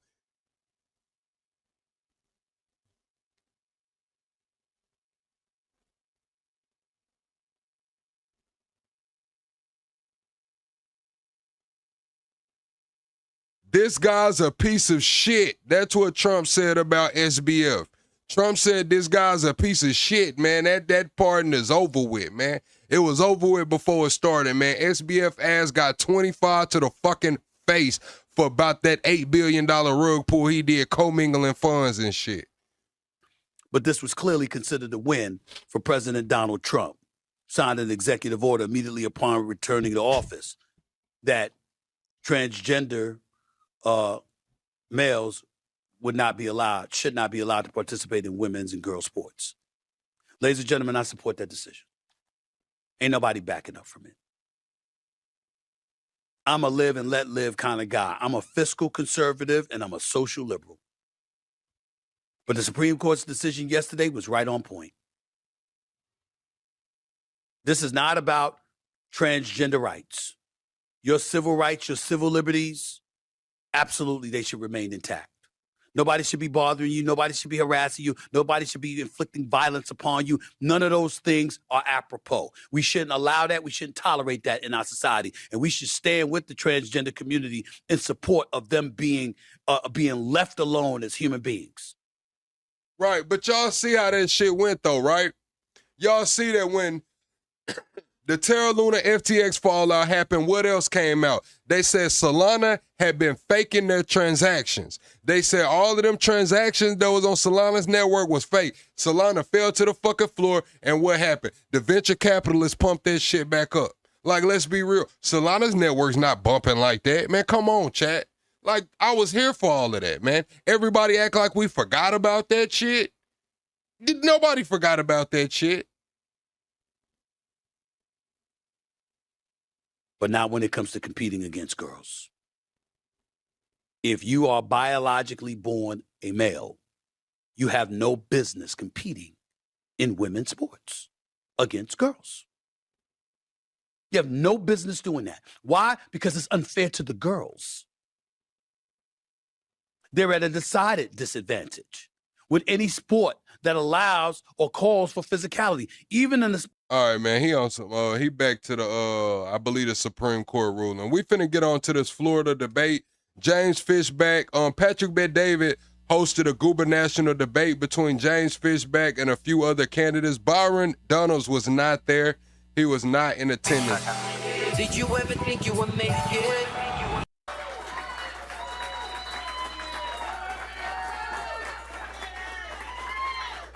Well, that person's not going to show up. I applaud all three of them for keeping their word. Please make some noise for the candidates for showing up. All right, so let's get right into it. Gentlemen, each of you get a 90-second opening statement. Paul, we'll start off with you, please. Thank you, Patrick. Good evening. And Patrick, thank you for hosting this debate so voters have a chance to make an informed decision in this election. I want to recognize my wife who's in the audience, Adriana. We are the proud parents of a 6-year-old daughter and a 4-year-old son. And I got to tell you, being a parent of young children is perfect preparation for dealing with some of the politicians over in Tallahassee. And also, I want to thank everyone who's listening tonight, and I look forward to earning your vote. Bro, he thought about that opening statement all week, and that's what he came up with. That's what he came up with. That weak-ass intro. That icebreaker joke that didn't break no fucking ice. That's what he came up with. Oh, my God. Vote. As Florida goes, so goes the nation, and we need a governor who is a battle-tested leader. At age 23, I was a young officer navigating through mine-infested waters, and I led a small boat team to destroy those mines. 20 years later, as a commander in the Navy, I led a team to stop foreign fighters from coming into Afghanistan to kill Americans. I was also tested back here at home as a state prosecutor trying habitual and violent habitual offenders to protect our communities. I've started my own business, been a partner in another business, and most recently led the Florida House as Speaker. Voters want... You said, oh, damn, I chimed in, dude. I thought you were conservative, but still cool to listen. I'm a biblically literal prophetic independent. I am a black man from the South, so most people would say I lean more conservative, but I look at most situations independently. Like I look at every single situation. I give my thoughts and opinions on how I feel. Some nights conservatives love me, other nights they fucking hate me. Some nights the Dems love me, other nights they fucking hate me. Really doesn't matter to me. I don't give a fuck. On a proven leader who can deliver results. Governor DeSantis described those 2 years that I led as unmatched. And when I led the Florida House, conservatives won every battle. But Florida has new challenges ahead, and we need a governor who can navigate them. That's why I've announced a bold contract with Florida, an aggressive conservative agenda in the first 100 days. As your governor, I will make Florida affordable. I will keep it safe. I will protect our environment and keep our state free. If you want to strengthen the state of Florida, the free state of Florida, you need the proven leader who helped build it. So tonight, I ask for your vote to lead this wonderful state as your next governor. Thank you, Paul. Thank you. Thank you. Jay Collins. All right, chat. Everyone hit the like button, man. We got to get the likes up in here. What I want to know is why Mike said, will you please answer my question, but he didn't ask no damn question. Mike, come on now. Come on, Mike. Well, good evening. And of course, I want to say thank you to Layla and my son Gabe. Great to see you here. Love you guys. And thank you, Patrick, for hosting us. It's incredibly kind of you to open up your channel like this. It means the world. Guys, this race is about leadership. It's about Chat, y'all remember around election time when being independent was not the cool thing? Do y'all remember that? Around election time when I was in here telling y'all that shit, I'm a centrist, independent, you know. When I was telling y'all that, a lot of y'all were pissed off, like, nah, you gotta pick a side, you can't be independent, it doesn't matter, you independents are the worst, you gotta be this, you gotta be that. Now everybody's fucking independent. It's shit crazy, bro. It's shit crazy, bro. I told y'all, I didn't change, y'all changed. I said this shit a year ago. I didn't change, y'all changed. leadership under pressure. It's about the future of the great free state of Florida. We have been blessed to have Governor Ron DeSantis as our governor for quite some time now. In that time, he has stood boldly with strong, bold, conservative leadership. This simply cannot change. Under his watch, we have become the free state of Florida. We have become the conservative proving grounds of the United States of America. And friends, if you look around the world, there is nowhere else to go. The simple fact. Oh shit, didn't DeSantis just label like Antifa something else? DeSantis just labeled like Antifa and two other groups terrorists in Florida. I don't know what made DeSantis do that press conference, and I don't know what he expects to come to Florida, but he just labeled Antifa and two other groups as terrorists in Florida. So that means they will be handled a different way. And this is Florida. This is Florida. Fact is this: when Florida leads, America wins. We have to keep that momentum. See, that's the difference. You said the FBI did that. That's the feds. Now we talking about Florida. Listen, you damn near rather go to the feds than fuck around with Florida. I'm just going to say it. I don't know how y'all feel about that. You would damn near rather go fuck with the feds than fuck with Florida, man. Florida, they're calling your ass a terrorist. You might not get a trial. You fuck around won't even get a trial. At least with the feds, they're going to your ass to see court. He has shown what conservative leadership is truly about.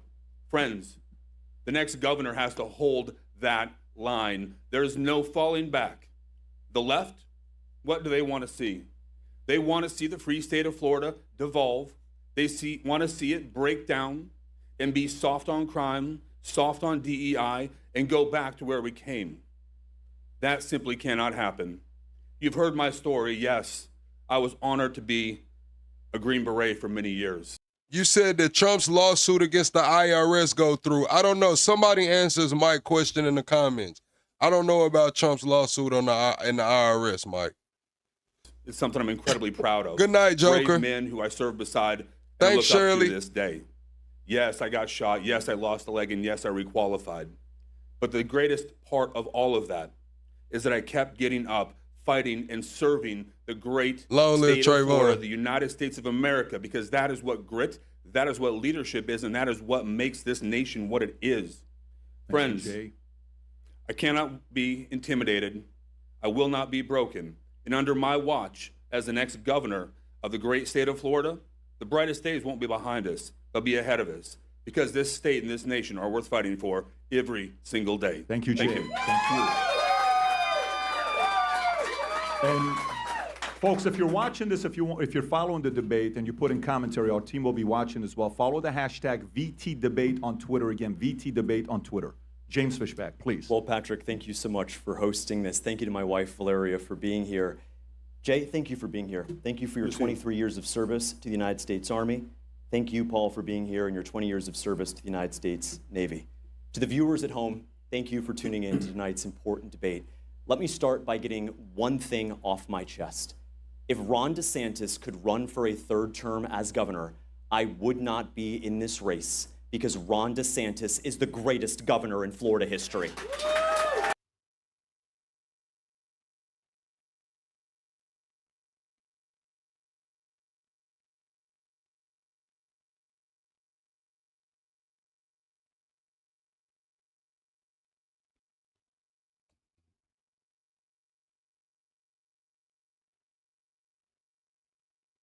Nation what it is.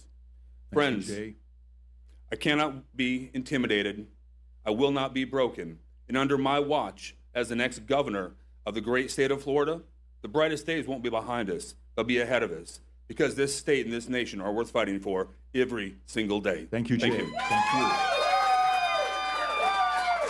And folks, if you're watching this, if you're following the debate and you put in commentary, our team will be watching as well. Follow the hashtag VTDebate on Twitter. Again, VTDebate on Twitter. James Fishback, please. Well, Patrick, thank you so much for hosting this. Thank you to my wife, Valeria, for being here.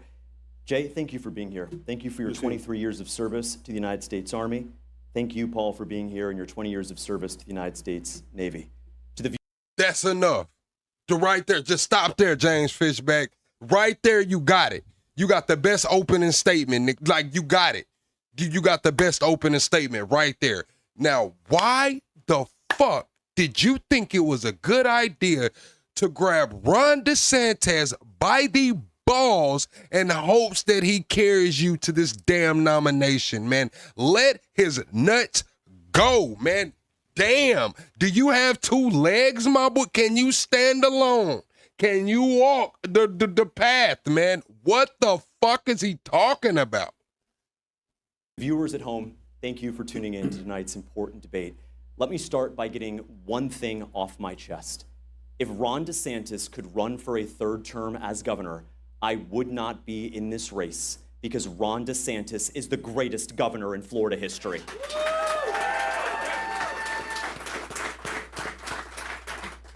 When teachers went woke, he fired them. When Soros prosecutors went soft, he removed them. And when Anthony Fauci and Joe Biden tried to shut us down, mask us up, what did Ron DeSantis? Man, listen, I've listened to this man talk for like 30 fucking seconds, and all I know is that he's thankful his wife is there. He thanked the Green Beret that spoke before him. He's riding Ron DeSantis's fucking coattail, and nothing about him. What about you, nigga? What about you?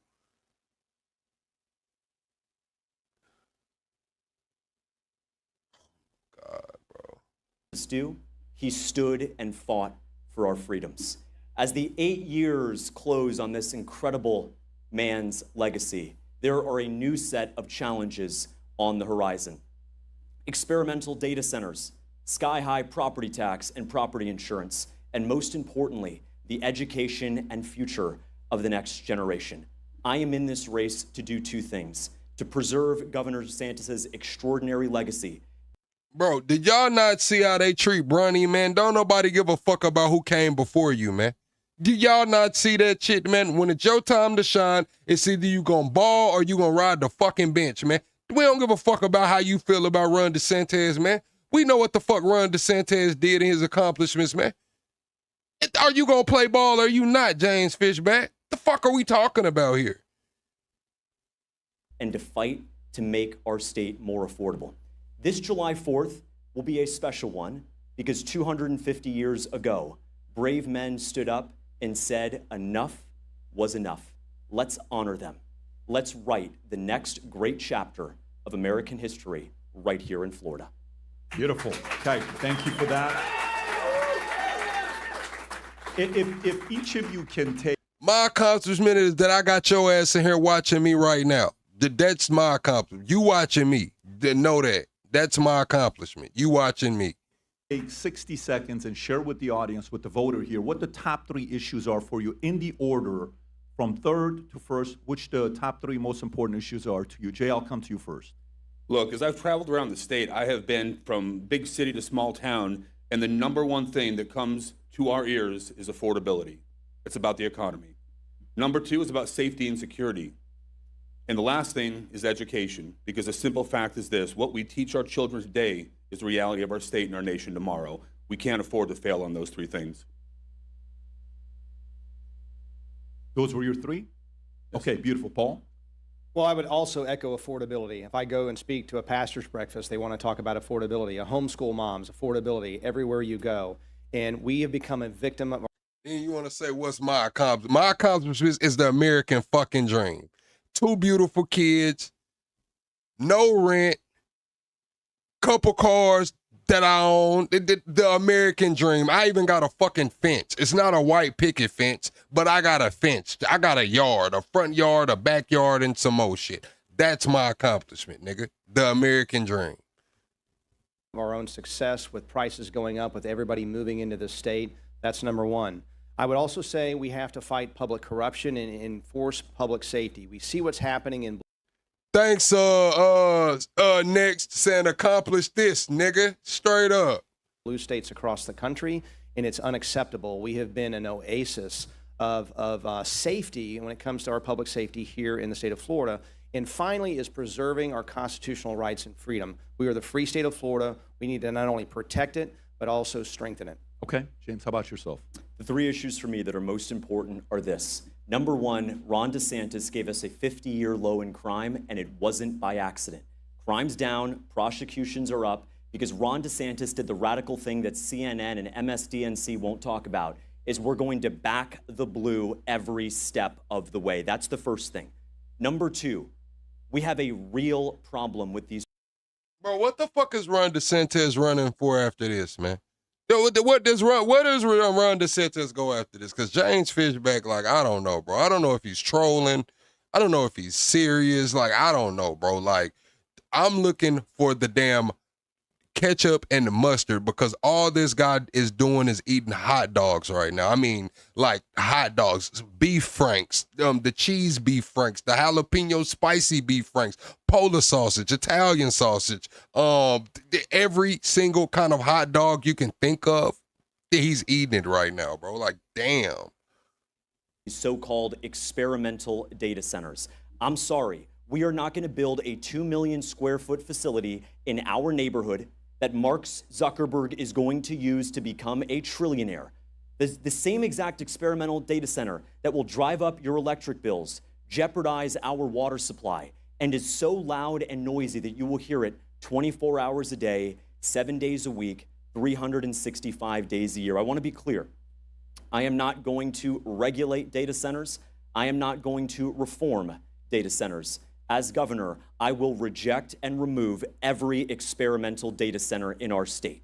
Okay, and we're going to address that as well with data centers. That was just 2. Go for it.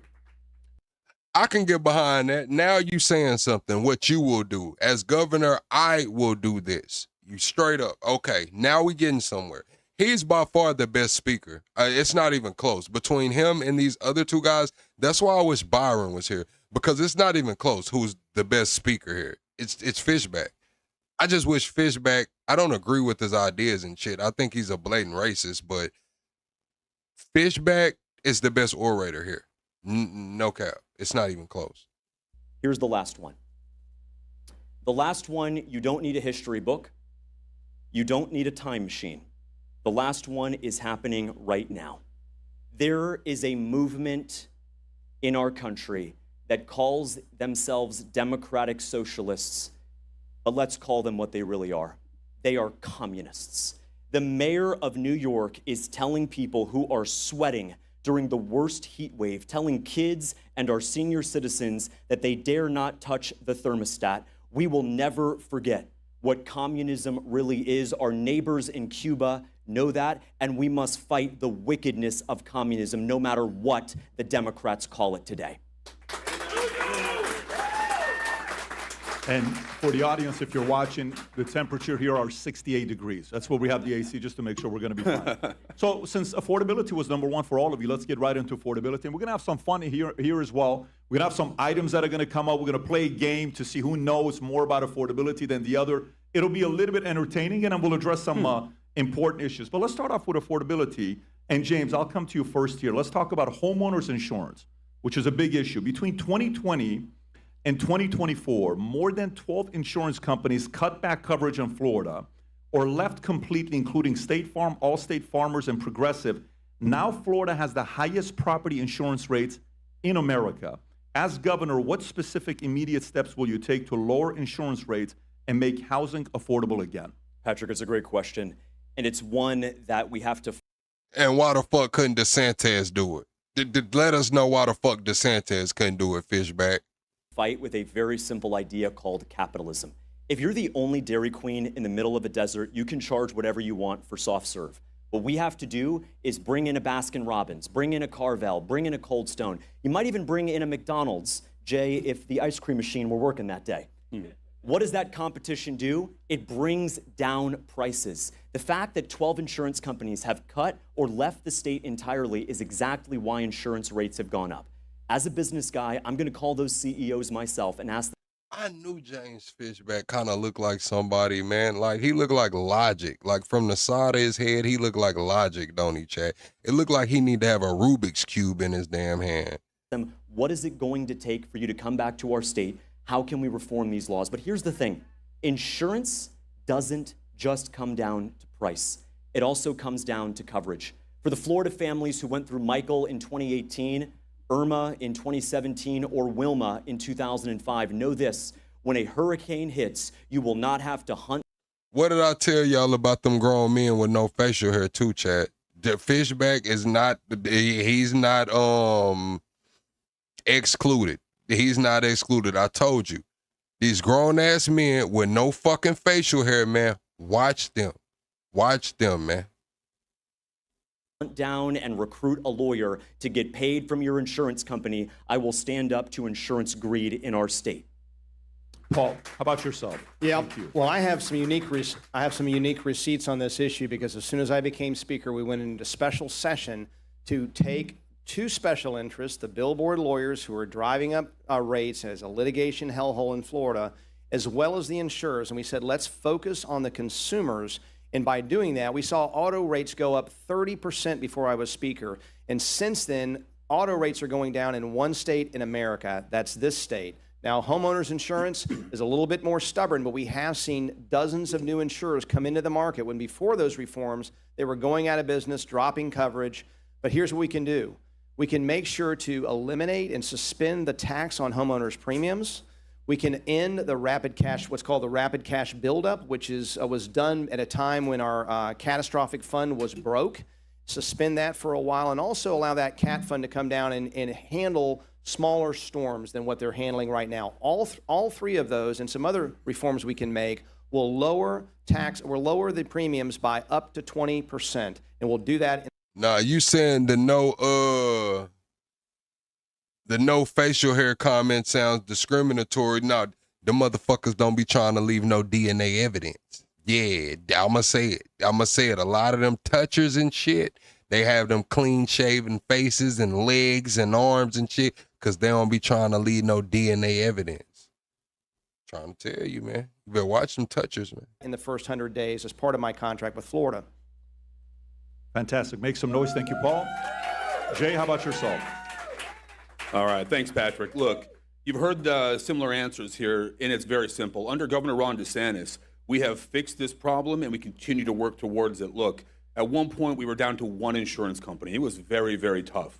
Many of us worked day and night trying to figure this out, move it forward, and bring more insurance companies in here. Yes, we spoke to CEOs. Yes, we spoke to economists. And yes, we pushed everybody. The number one thing that drove that was rolling back tort reform. Guys, what we did with tort made a huge difference. The number one thing you can't do is fall back. We cannot cede ground to the trial bar. It can never happen on that. Not now, not ever. The rates will skyrocket. We have to make sure that we look at things like permitting and impact fees. Right now those.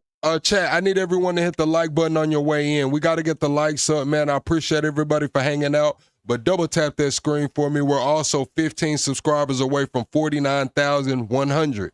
Let's get to 49,100 subscribers. Oh, shit. I got to get the bags sent out this week too. I forgot to send the bags out last week. I have to send them out this week.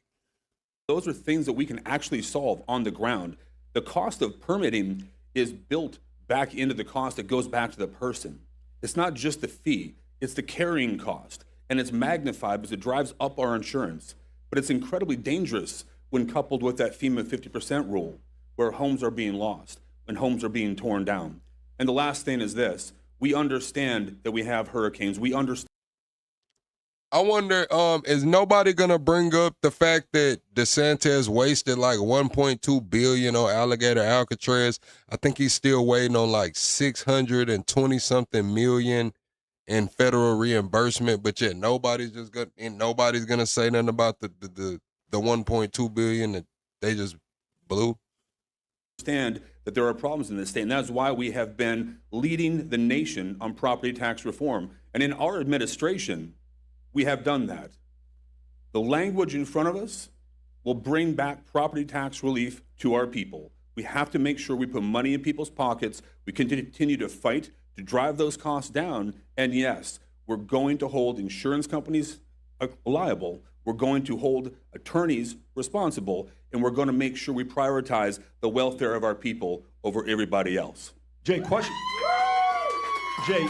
for you in regards to, what we can learn from California, because a lot of insurance companies also left the state of California. Florida and California, this is one thing we have in common, both states.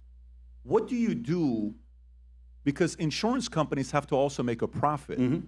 How do you make it profitable for them to come into the state, at the same time keeping it affordable for families? Well, I'll tell you, Patrick, look, we love the free market, right? I'm certainly not allergic to money, nor should anybody here on this stage or in this audience be. You got to really take hold of the crime and the fraud that's going on in the community. We actually have very strong laws. We've worked diligently, but you've got to go take care of that. Right now, roofing fraud, window fraud, windshield fraud on cars, those things are driving rates up, and that cost gets passed on back to the people. We got to make sure we take care of that. And ultimately, when you do that, that's going to make the cost go down. Their profits will be there. And ultimately, it's going to make sure people have more money in their pockets long term. That's just one of many things. I think. Please go ahead, James. Well, I think Jay is exactly right, that there is a fraud problem in this state. That when someone cheats their insurance company, especially illegal aliens in our state, when they cheat their insurance company after a storm, the insurance company does not pay that fraudulent claim. They pay it, and then they charge the rest of us. And so it's not a coincidence, Patrick, that we have the highest insurance rates in the nation while also having the highest fraud rates in the nation. That's why my running mate, Florida's Lieutenant Governor, is a cop who has gone after white-collar crime right here in Florida. We are going to throw the book at anyone and everyone, especially illegal aliens who commit insurance fraud, prosecute them, invite the insurance companies back in, they'll make a good profit, and we can bring down the premiums and save money for Floridians. Paul, do you have any other angle yourself, any unique angle yourself? I didn't hear you, Patrick. Is there any unique angle you have yourself? Yeah, absolutely. Well, again, I have the receipts because the reforms we did were as soon as I became Speaker of the House to get rid of those jackpot verdicts. So when a handful of lawyers get rich at your expense, that's spread across everyone who pays insurance policies, and we ended that litigation abuse when I was Speaker. Another program that we need to talk about is the My Safe Florida Home Program, which we funded at hundreds of millions of dollars. It gives up to $10,000 in grants for people to harden their homes, new doors, windows, roof tie downs, et cetera, and it saves as much as $1,000 in premiums. And so these are practical steps that we can take that allow for insurers to come into the market, and that's exactly what's happening. We're seeing the benefits of that 3 years on. Now, the plaintiffs' lawyers, as soon as we passed the bill and before the governor signed it, went out and filed almost 300,000 new lawsuits under the old rules. And so it's like the big egg moving through the snake, and we have to wait for that egg to move through before we see those new rules fully take effect. So the good news is, even though we're several years on from those reforms in 2022 and the end of 2022, we're still seeing benefit to consumers. All right. Let's go to the next story. The next story I want to get to is housing costs, rents versus wages. A new report shows a Floridian needs to make $77,500 a year to afford an average two-bedroom rent of $1,940 without overspending. As governor, how will you ease this rent and wage pressure so working families don't spend most of their paychecks just on housing? James.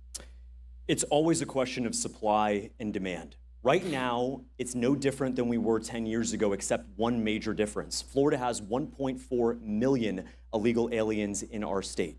The homes, the rental properties, the apartments that they are living in, the fact that Blackstone and BlackRock are buying up all this housing supply, 117,000 single-family homes are owned by private equity. Single-family homes are for Floridians, they're not for hedge funds. And so what we have to do is we have to prevent these large investors, foreign nationals, from buying up our homes, driving out Floridians who have built their life here, and that's how we can bring down costs. But I also want to touch on something as well, which is that it's not just the rent or the expenses that you pay every month, it's how much you make.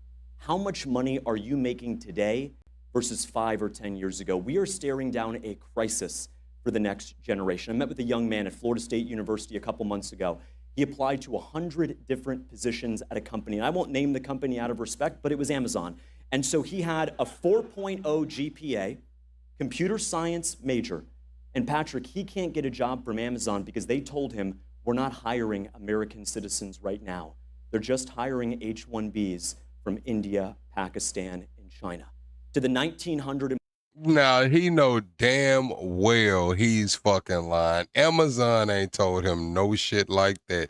And if Amazon told him some shit like that, he shouldn't even be looking for a job. His ass should be looking for a lawyer. If Amazon told him some shit like that, I don't even know why he's looking for a job. He need to be looking for a lawyer. What? Employers in Florida right now who are using H-1B foreign labor, I am warning you once and for all. Fire your foreign workers, hire back qualified Floridians, or you will face the ultimate wrath of the state of Florida. We must put our workers front of the line. Jay, Thank you, Laurie. Do you agree with James? Thank you, Laurie. I hope you're having a good day, Laurie. Yeah, I agree with the premise of what he's talking about. We know we have an illegal immigration issue across the United States of America. Look, every state is a border state. That's just the reality of it, and we have to take that threat serious. We've talked about it. If we have 2 million illegal aliens in the state of Florida, 4 people per house, that's 500,000 homes or apartments being taken out of circulation. Let's talk a little bit about other notes of that. The American dream is what's important. The American dream is what we're discussing. The American dream can never be broken down to just getting by and having barely enough or just eking it out. Good night, Big Niche. That's not the America that we fought for. That's not the American dream that I want. What I want to see is more opportunity, more jobs, more growth in those industries. All right, y'all. Good night, Big Niche. Everybody tell Big Niche good night, man. Who else is in here? All right, nobody else said good night. Yeah. Good night, Big Niche. We'll see you on the next one, girl. Raise it up to make a difference in the families. We have to bring back the trades. Did you know the average tradesman is 58 years old? The average farmer is 58.9. When you raise that up and you get more people into the workforce, great things happen. The free market works. Where we run into problems as conservatives, as Republicans, is when we forget our principles and we over-subsidize, we play games, and ultimately it ends up causing problems down the road. If you want to bring back more affordability, you want to drive down the cost of rent, we have to project and take care of affordability and the quality of life across our entire state. That has to be the number one focus of what we're doing. It's the number one thing I talk about moving forward, and the number one thing I hear about everywhere I go in the free state of Florida. Thank you, Jay. Thank you, Jay. Paul. So we are a victim of our success. Millions are moving into our state, much like illegal. I don't know. I don't know how Florida's going to tackle this affordability crisis. Maybe in the rural areas, but like in the high-flying markets where prices are set, I just don't see it. Like the Bitcoin bros down there in Miami, yeah, they're having a hard time right now, but the ones who got in earlier are still sitting fucking fat. Most new money does run to Miami. Most new money runs to Miami, so I just don't see it. Illegals coming into this country because they have failed countries where they came from. There are failed states now in America, and people want to live in Florida. And look, If I could, I often say I would love to build a wall at the Georgia-Alabama line and make California pay for it to keep people from coming in. Because it is a supply and demand problem. I agree with James on illegal immigrants as being a source of the problem. Part of my affordability plan, and I also agree on H-1Bs, is that we will have no H-1Bs as state employees. You will not have a state contract and be allowed to have any H-1B workers. Florida jobs for Florida workers, period, full stop. Now, I'm the only candidate, for whatever reason, in this race that has a comprehensive program to end property taxes for those who need it most. And part of that will have some replacement taxes, and part of that is to raise the taxes on what James described as out-of-state private equity, and he's right, over 100,000 homes that they've bought up, single-family homes, and turned into rentals. Now, what's wrong with that? First of all, that's hundreds of millions of dollars out of Floridians' pockets that never hits the local economy or the state economy. And secondly, there are over 100,000 homes not available for purchase, meaning you can't earn the American dream. My property tax proposal also will allow for special incentives for first-time home buyers. And I'm not talking about you've lived in New York and this is your third house, but your first one in Florida, but you're a Florida resident. You're living with mom at age 35, so I got good news for you, mom and dad. We're going to get them out of the house and make sure that they have an opportunity to buy their first home and not wait, as the stats show, until 44 years of age to buy your first home. That's why we have Zohran Mamdani, because when people feel the door is locked shut and the deadbolt set, you will listen to the Pied Pipers of the far left or the far right, but Mamdani. Libertarian comes through supporting the channel via Super Chat and says, all centralized systems are failed. None of these people are qualified to run these systems. Thank you for supporting the channel, Libertarian. I hope you're having a great day. Mamdani is a creature of the far left, and he's promising the moon, and then all he ever delivered once he got elected were tax increases. Paul, thank you for that. And I want to come back to you, Paul, since you brought up property tax. One of the challenges with property tax, which we see, we're very supportive of what the governor's doing, trying to make it easier for folks with $150,000 to $250,000. But if this leading effort that he has to eliminate property tax for 60% of primary homeowners, there's an analysis that came out recently. I don't know if you've seen it from Tax Foundation. Warren cities will lose $4.6 billion of revenue year one, $8.4 billion year two, potentially raising sales taxes to 15.34%. This is their analysis. Do you support or oppose the homeownership tax cuts? And if you do, if you support them, how would you pay for it? Well, look, the governor recently came out and said he's not going to campaign for it.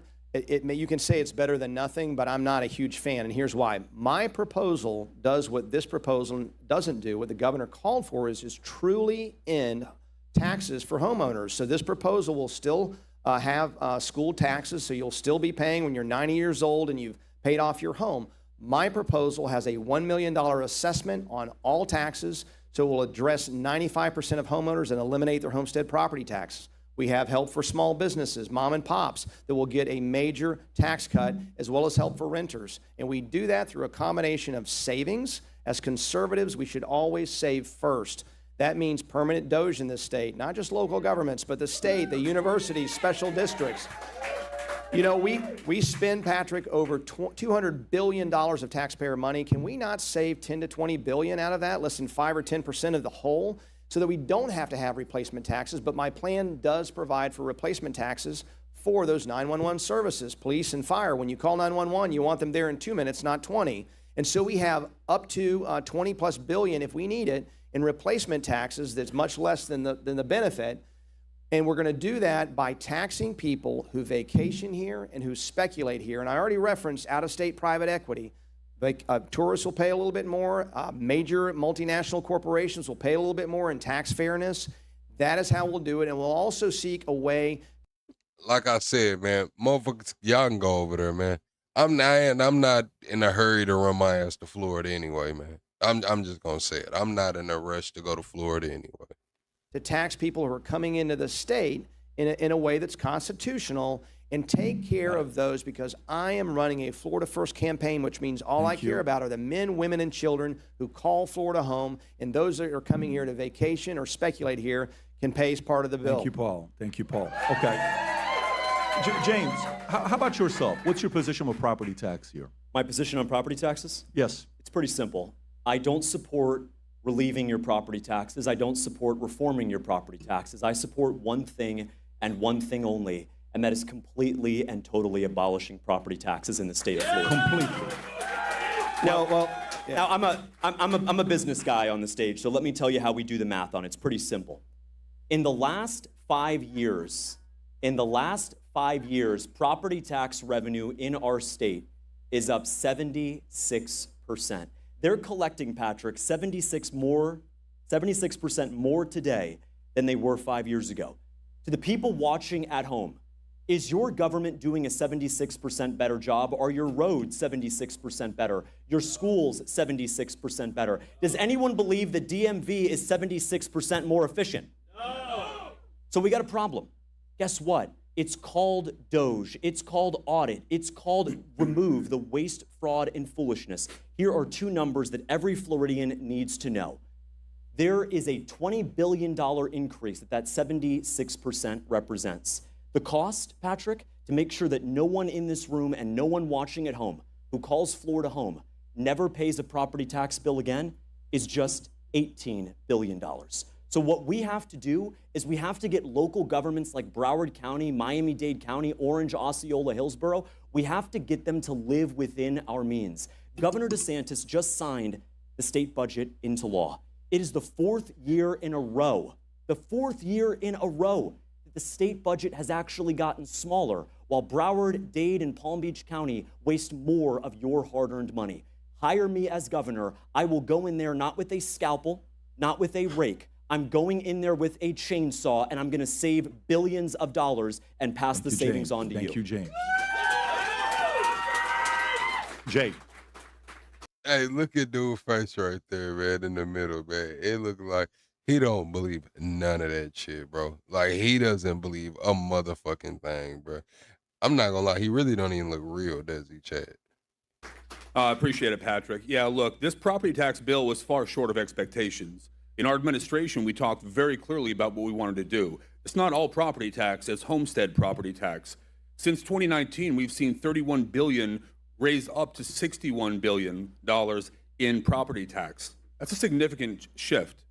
Have you seen the commensurate growth in roads, sanitation, education, law and order, fire departments? I don't think so. We know we haven't. We know that less than 30% of our property tax dollars in the state of Florida come from homesteaded property tax. The people in these cities and counties, y'all, they have a vested interest in maintaining what they have, in padding numbers, growing budgets, and growing positions. Very simply, if I can put it clearly, we don't have an income problem.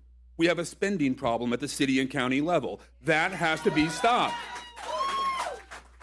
Now, you've seen everybody here talk about Doge and FAFO. It's accountability. We don't have responsibility. You can't have responsibility without accountability. And the simple fact is this. When I ran JLAC, which is a little bit of a crazy opportunity in the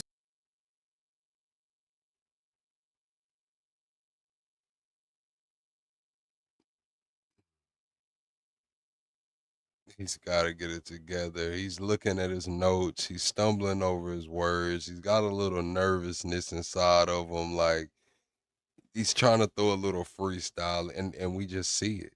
We see it. It's okay. You'll get better, man. This shit comes with time, man. The Senate and in the House, down in the basement, I had the opportunity to shut off funding for people who had external money from the state going to them. That's cities, that's counties, and here's why. You see, they had failed their audits. They hadn't returned them for years in some instances, and the simple fact is this. When we did that, do you know what happened when we took away their money? It was very clear. They got their audits in. Good night, Ms. Balls. The next year, those very same organizations. You have to hold people accountability. Without accountability, we have nothing. Great answer, thank you. Okay, let's play a game here. Let's play a game here. If we can get the ladies to come up one by one, we're gonna play a game called Price is Right, okay? And here's how the game works.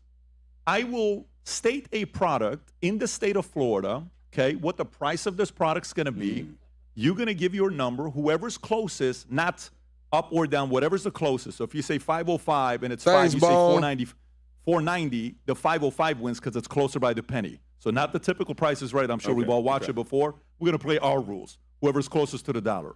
And then we'll see who knows actually what Floridians are going through on a day-to-day basis.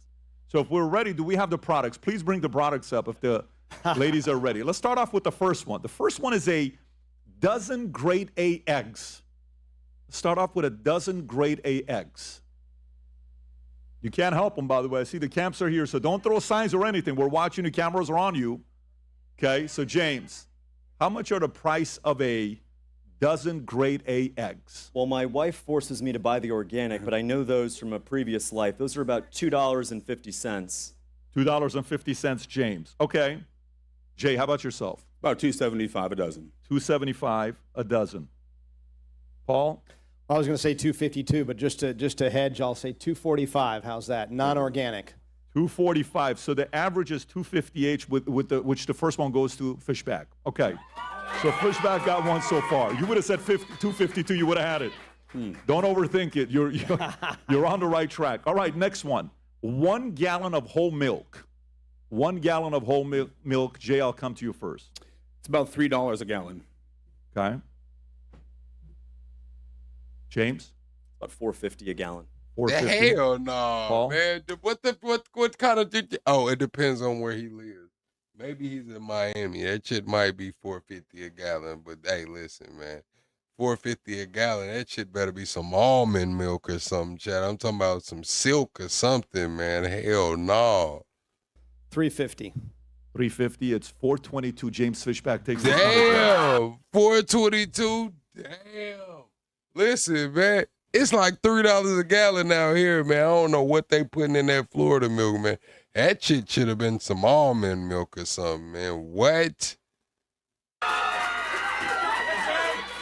right, let's go to the next one. All those trips to Publix and Live Oak, my wife sends me to. All right, let's see the next one. 1 loaf of white bread. 1 loaf of white bread. I don't know, Chad. I get my milk and shit from Dollar General. Y'all sell my milk fake? Man, I'm paying like $3 a gallon at Dollar General, bro. But I'm just gonna keep it real, bro. The Dollar General got the $3 gallons of milk, bro. And y'all saying my shit fake? Is that what y'all trying to say? My milk ain't real? Paul? $2.75. James? About $3.20. $3.20. Jay? You go with $2.65. $2.65. This one goes to Jay Collins, $2.50. There you go. Collins picked one up. Paul, we got to get on the leaders bulletin. Let's go next one. 1 gallon of regular unleaded gasoline. AAA prices as of today for Florida. Fishback. About $4.35. $4.35. Guys, don't answer, please. If you answer again, I'm going to ask you to leave. Please don't do that again.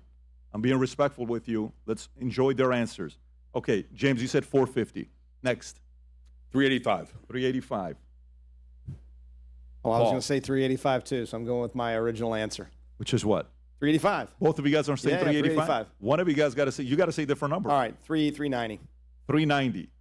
It's $3.81, which means this goes to Jay. So Jay's got 2 now. Jay, Collins, and Fishback are tied at 2. Next one. Very important to the president. This is very important to the president. A Big Mac meal. Oh. James. A Big Mac meal. Jay and I are tied? No, you guys are tied. Yeah. We're tied. You're All right, tied Jay. 2 and 2.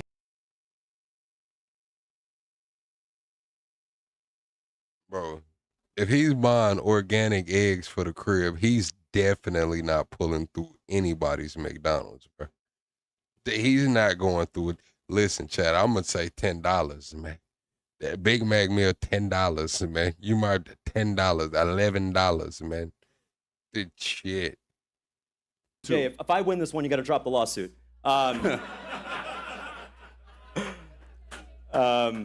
Big Mac meal. Big Mac meal. Gosh, that's almost $9.50. $9.50. Okay, Jay. I think it's about $11.75. All right, Paul. $8.75. $8.75. Hell, you know, it's you ain't getting a motherfucking thing for $8.70. He finna say $13. If he says $13 for this Big Mac meal, bro, oh my God. $13.99, which goes to $14 for a Big Mac meal. I'm fucking done, bro. $14 for a Big Mac meal. You used to be able to go eat at a restaurant for $14, bro. like a fucking Applebee's or a damn buffet like Ryan's or some shit like that, Chinese buffet, bro. That was a sit-down meal was $14, bro. A Big Mac meal is $14. I don't want it, man. I promise you. I will go to the food trucks 10 times out of 10. Give me some tacos, a fucking a burger or some shit, bro. I'm not paying $14 for no fucking Big Mac, bro. Crazy. Crazy. Collins takes the lead. Wow. All right.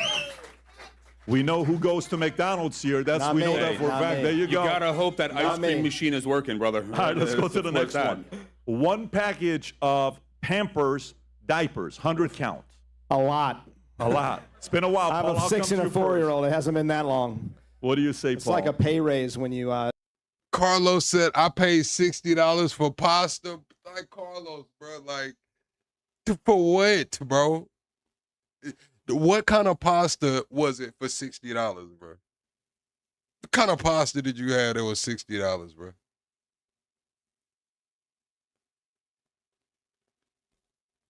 Stop having It is. diapers. 100 of them. Man, it's a tough one. We order them in bulk, so I'm gonna say $10. $10. Jay. For a count of 100? 100.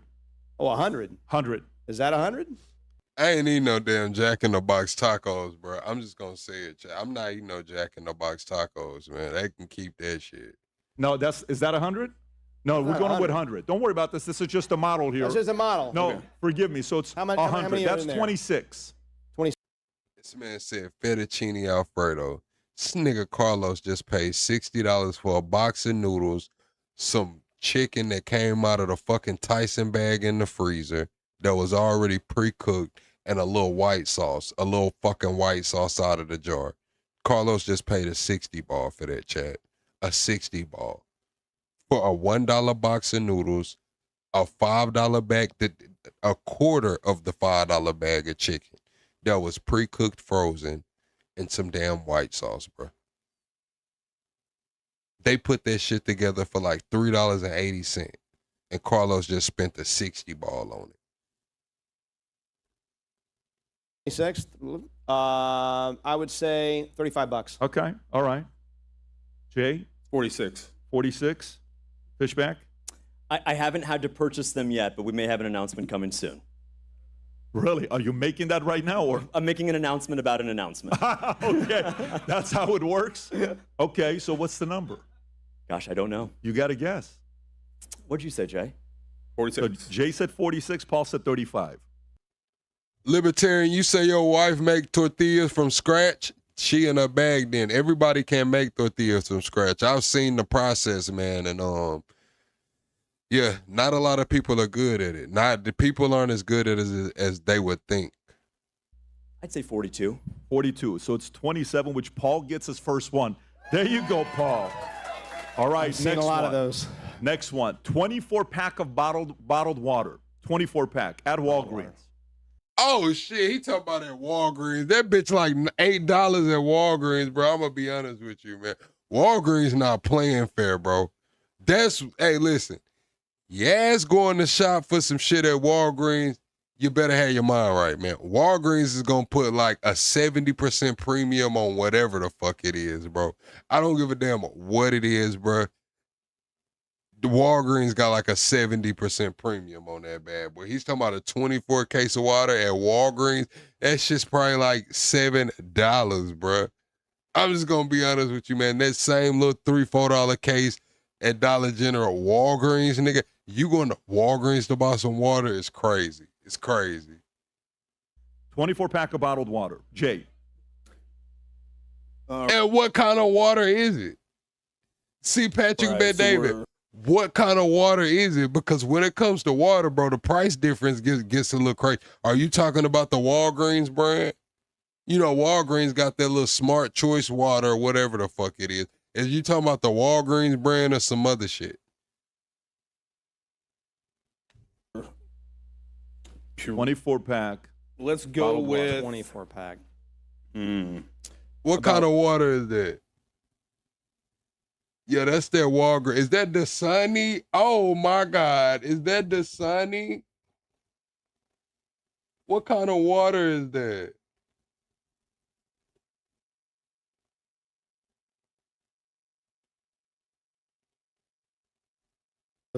Next one, 24-pack of bottled water. 24-pack at Walgreens. 24-pack of bottled water. Jay.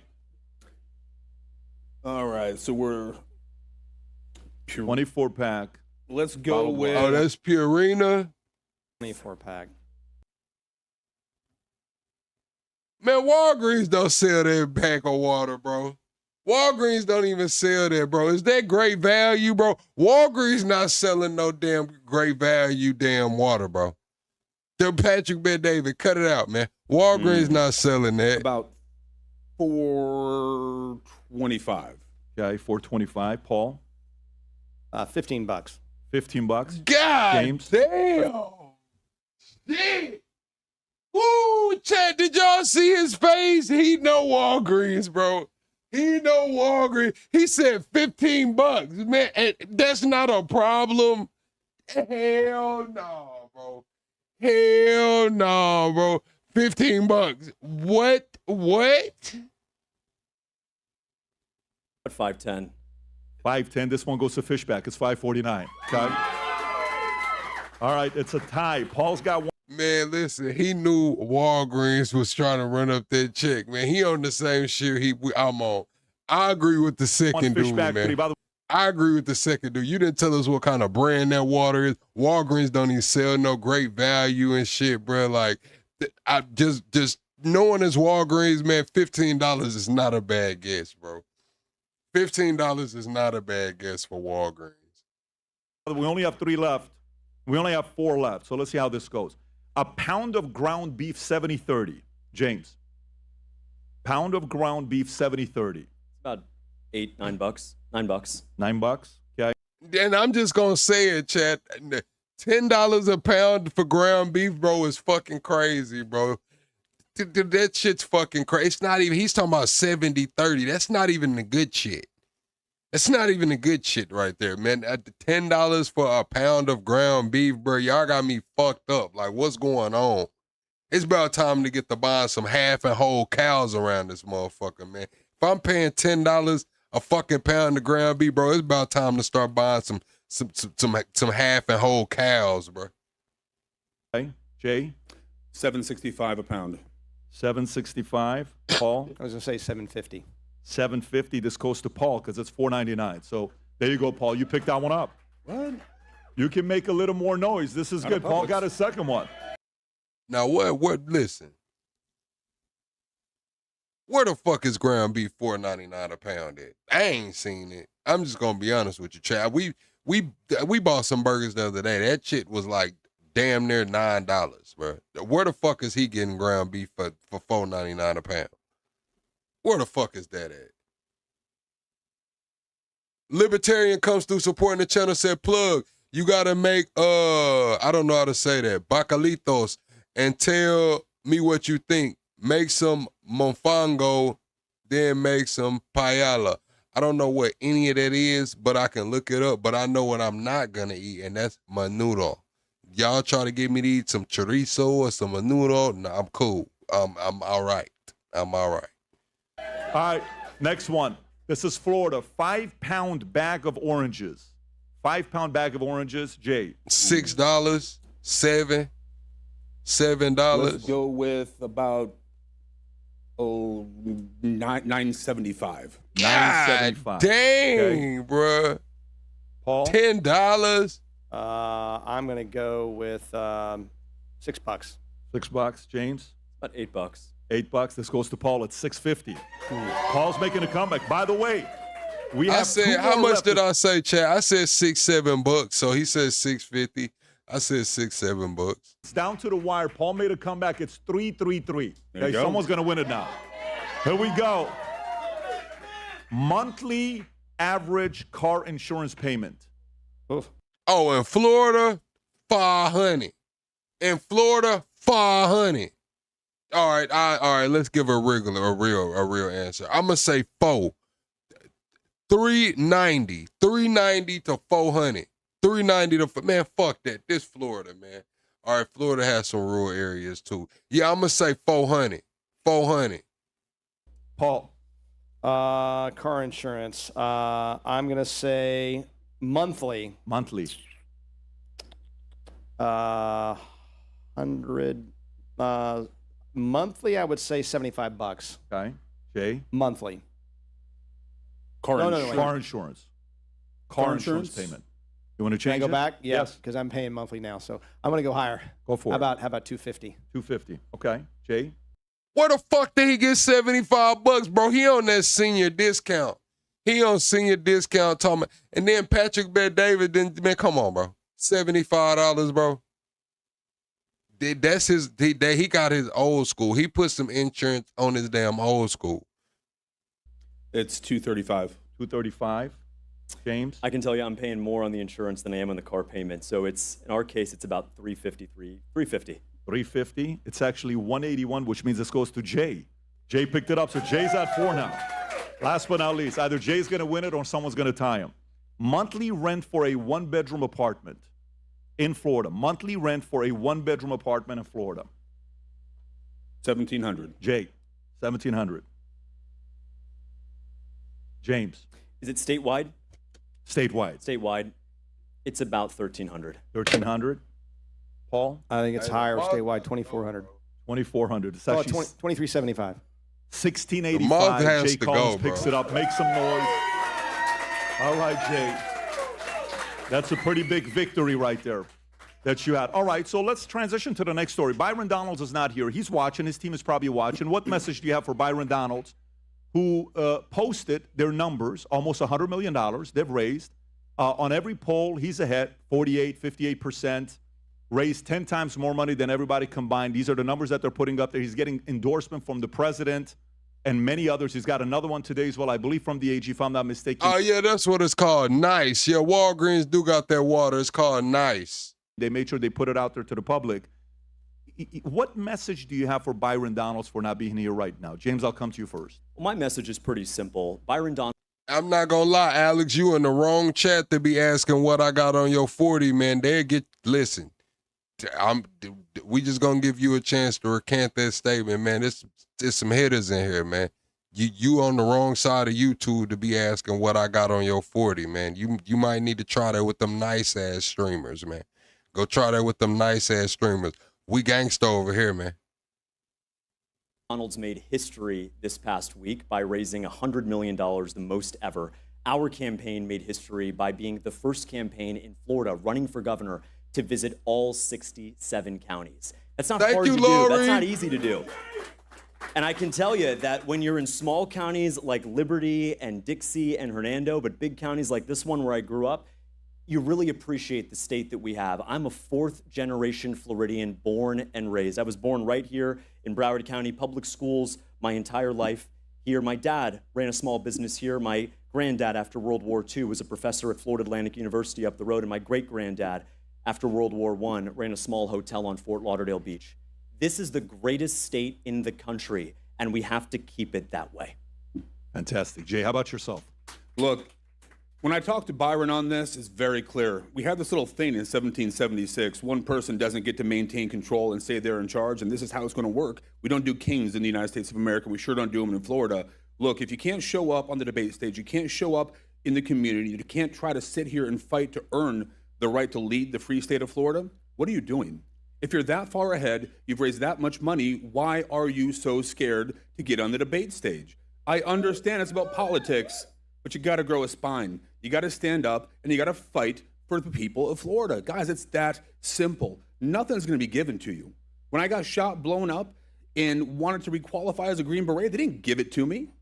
I got up, I fought for it, and I earned it. It's exactly the same thing within the governor's mansion. If you want to be the next leader, you got to stand up, fight for it, earn it. That is the free state of Florida model. Paul? Every voter in this audience, everyone watching, everyone in the state deserves a debate. And it's disrespectful of Byron Donalds not to come on this stage and make his case as to why he is better able to lead the state for the next 8 years. But there's a reason to make the case as to why he's better qualified than the other candidates, but there's a reason he won't, because he's not. I'm gonna be honest with you, man. It's easy to hate from the bleachers, man. Byron Donalds got this shit in cruise control. It's looking like they upset Byron Donalds got this shit in cruise control, man. How you hating from outside the club, man? Chill out. And the other thing about Byron Donalds, Patrick, you mentioned all the money he's raised. What is so offensive to me is he's raised all this money, and yet he took advantage of a Democrat-imposed constitutional amendment to take taxpayer funding money to run his campaign. As a conservative, I was not even going to think about taking that money. He's going to get hundreds of thousands of dollars out of your pocket when you can't pay your bills with all the items we just talked about. And that is not conservative. To me, it's disqualifying, and he should be ashamed of himself. But that's what's happening. So, an open-ended question, any one of you can take it first. Why does he have such a big lead? Why do majority of Floridians count on him to be their next governor, not any one of you? Well, I'll tell you what, with the president's endorsement, it's very clear. He came out here in March. He's had a 17-month head start to many people. Guys, why are we doing that? He's been out there for this long. What's the leader in the clubhouse? It's not Byron Donalds. It's undecided. Let's put it another way. 42% of people have had 17 months, give or take, to choose Byron Donalds. And what do? They said no. They're not picking him. We don't bequeath anybody. You don't just get it because you want it. You get it because you earn it. Why is he out there? He's been out for a long time. Yes, he's getting all the money. Yes, he has endorsements, but he doesn't have the will of the people. And we forget history. Governor Ron DeSantis wasn't polling in first place 8 years ago today. Adam Putnam was. What does history show us? Adam Putnam isn't the governor. How about 8 years before that? Rick Scott. Same exact thing. That was running against our Attorney General McCollum. And where do we find ourselves today? We find ourselves in the exact same position. You got to show up. You got to earn it, because the free state of Florida is full of Florida guy and Florida gal. And you don't bend the knee to anybody. You stand up for your rights and you vote how you choose. James, why do you think majority of Floridians are choosing him over any one of you? Well, I reject the premise, because you're referring to polls, the same polls that have been wrong time and time again. They were wrong about President Trump. The same exact pollsters that now say that Byron Donalds is ahead, even though you can't find somebody if your life depended on it, who loves Byron Donalds. They're now telling you that Byron Donalds is the most popular guy in Florida. Here's the truth. When I travel to small counties all over the state, and big counties like the one that I was raised in here in Broward, when I meet with voters, they want someone who's going to do three things. Someone who's going to fight for law and order, not someone who, like Byron Donalds, fought in 2019 to let criminals. Who do y'all think the most famous person in Florida is? With Trump in D.C., it fuck around might be Kodak. I ain't gonna lie. Byron Donalds really ain't got shit on Kodak when it comes to Florida.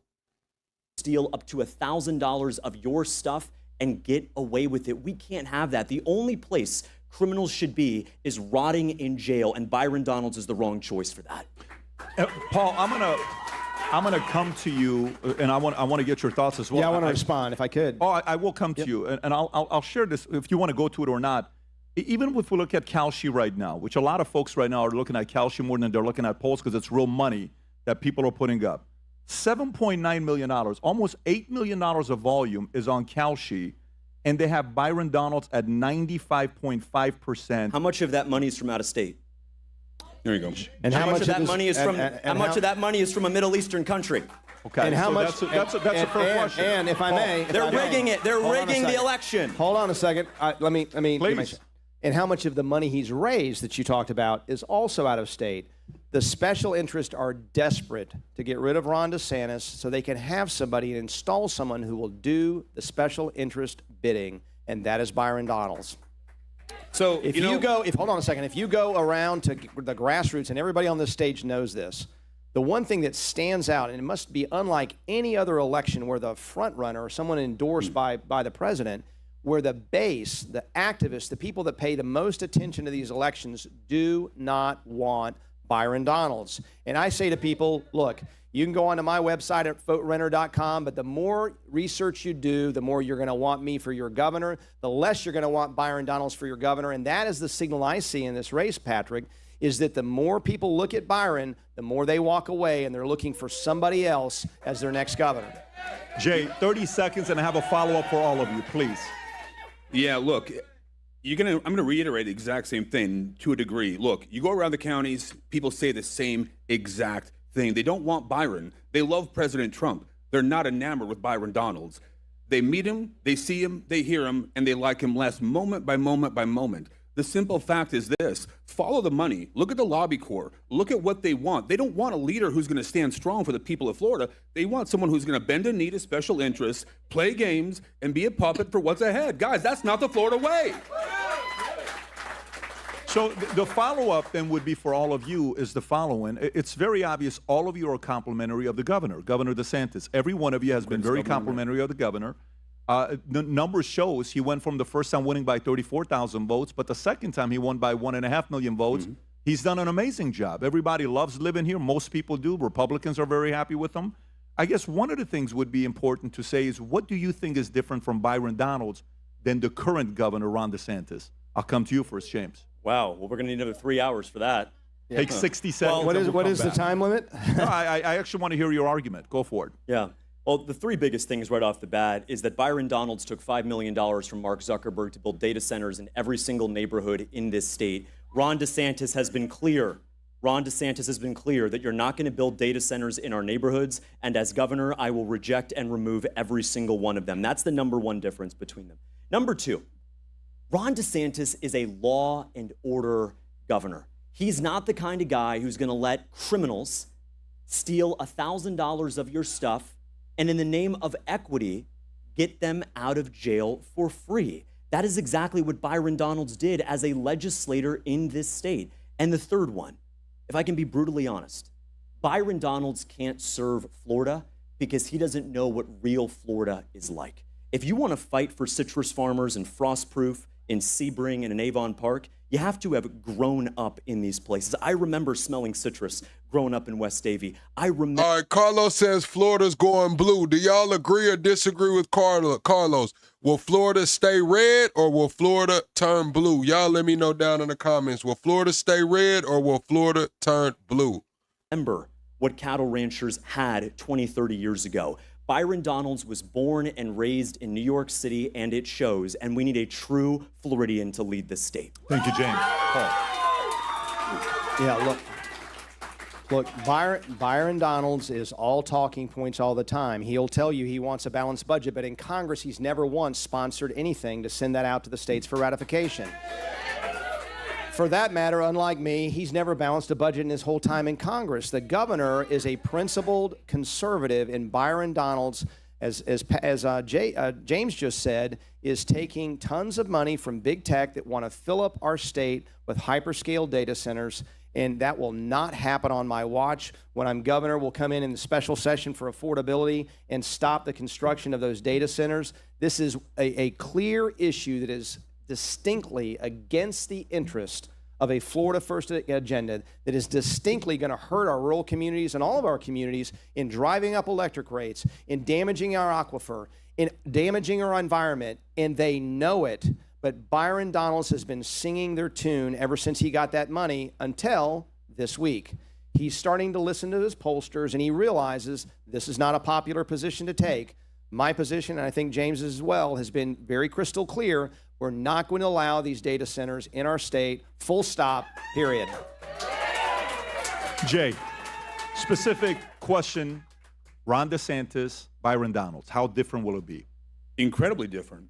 The number one thing is courage and a moral compass. Guys, Ron DeSantis wasn't America's governor until he stepped into the breach and protected our people and our way of life when the whole world was folding down on top of us. They muzzled our kids, they took away individual freedoms, and they crushed small business, but one man stood.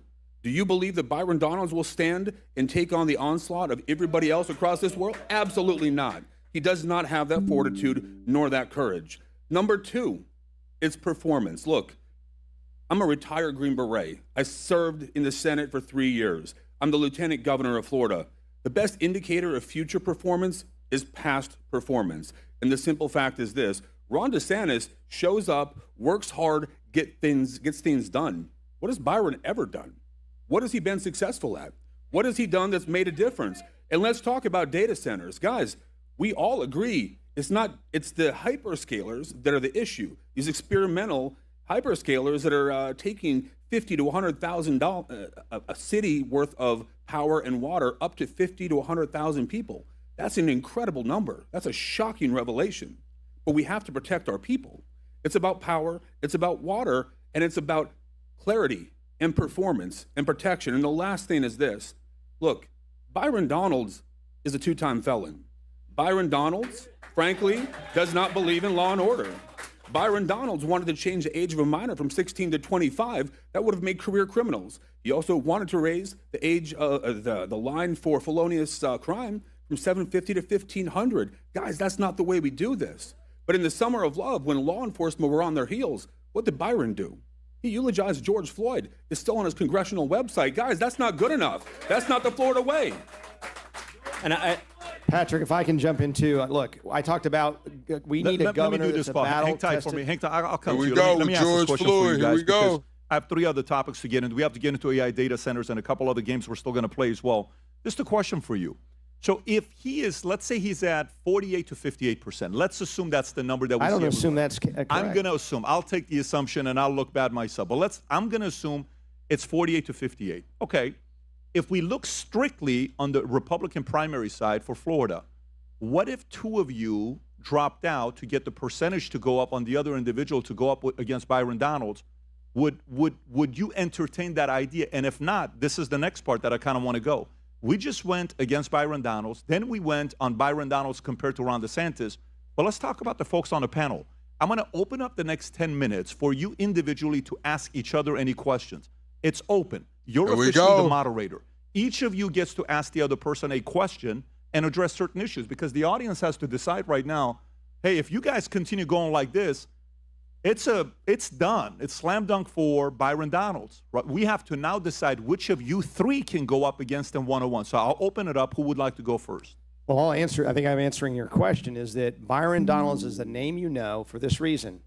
For the last 5 years in Congress, D.C. is a very dangerous place, but the most dangerous place in Washington, D.C. is between Byron Donalds and a TV camera. He has never missed an interview, but he's missed over 150 votes in his 5 years in Congress. Why would you give a guy a job promotion that doesn't show up for the job he has? And so we are all competing up here, and I would just point you to leadership background, who's been tried, who's had positions of trust, been that battle-tested leader. I don't know that Byron Donalds has ever run a lemonade stand. And so voters, he sold drugs, though.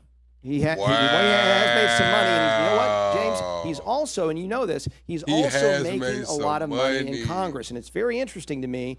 He left the Florida House, not a millionaire. He goes up to Washington, D.C. He's trading $11 million worth of stock trades, missing required disclosures, and yet he comes back, and he even reports that they're worth millions of dollars. He and his wife comes back, and in his state filing as to how much he's worth, guess. We just did the eggs. Guess how much Byron Donalds is worth? $89,000.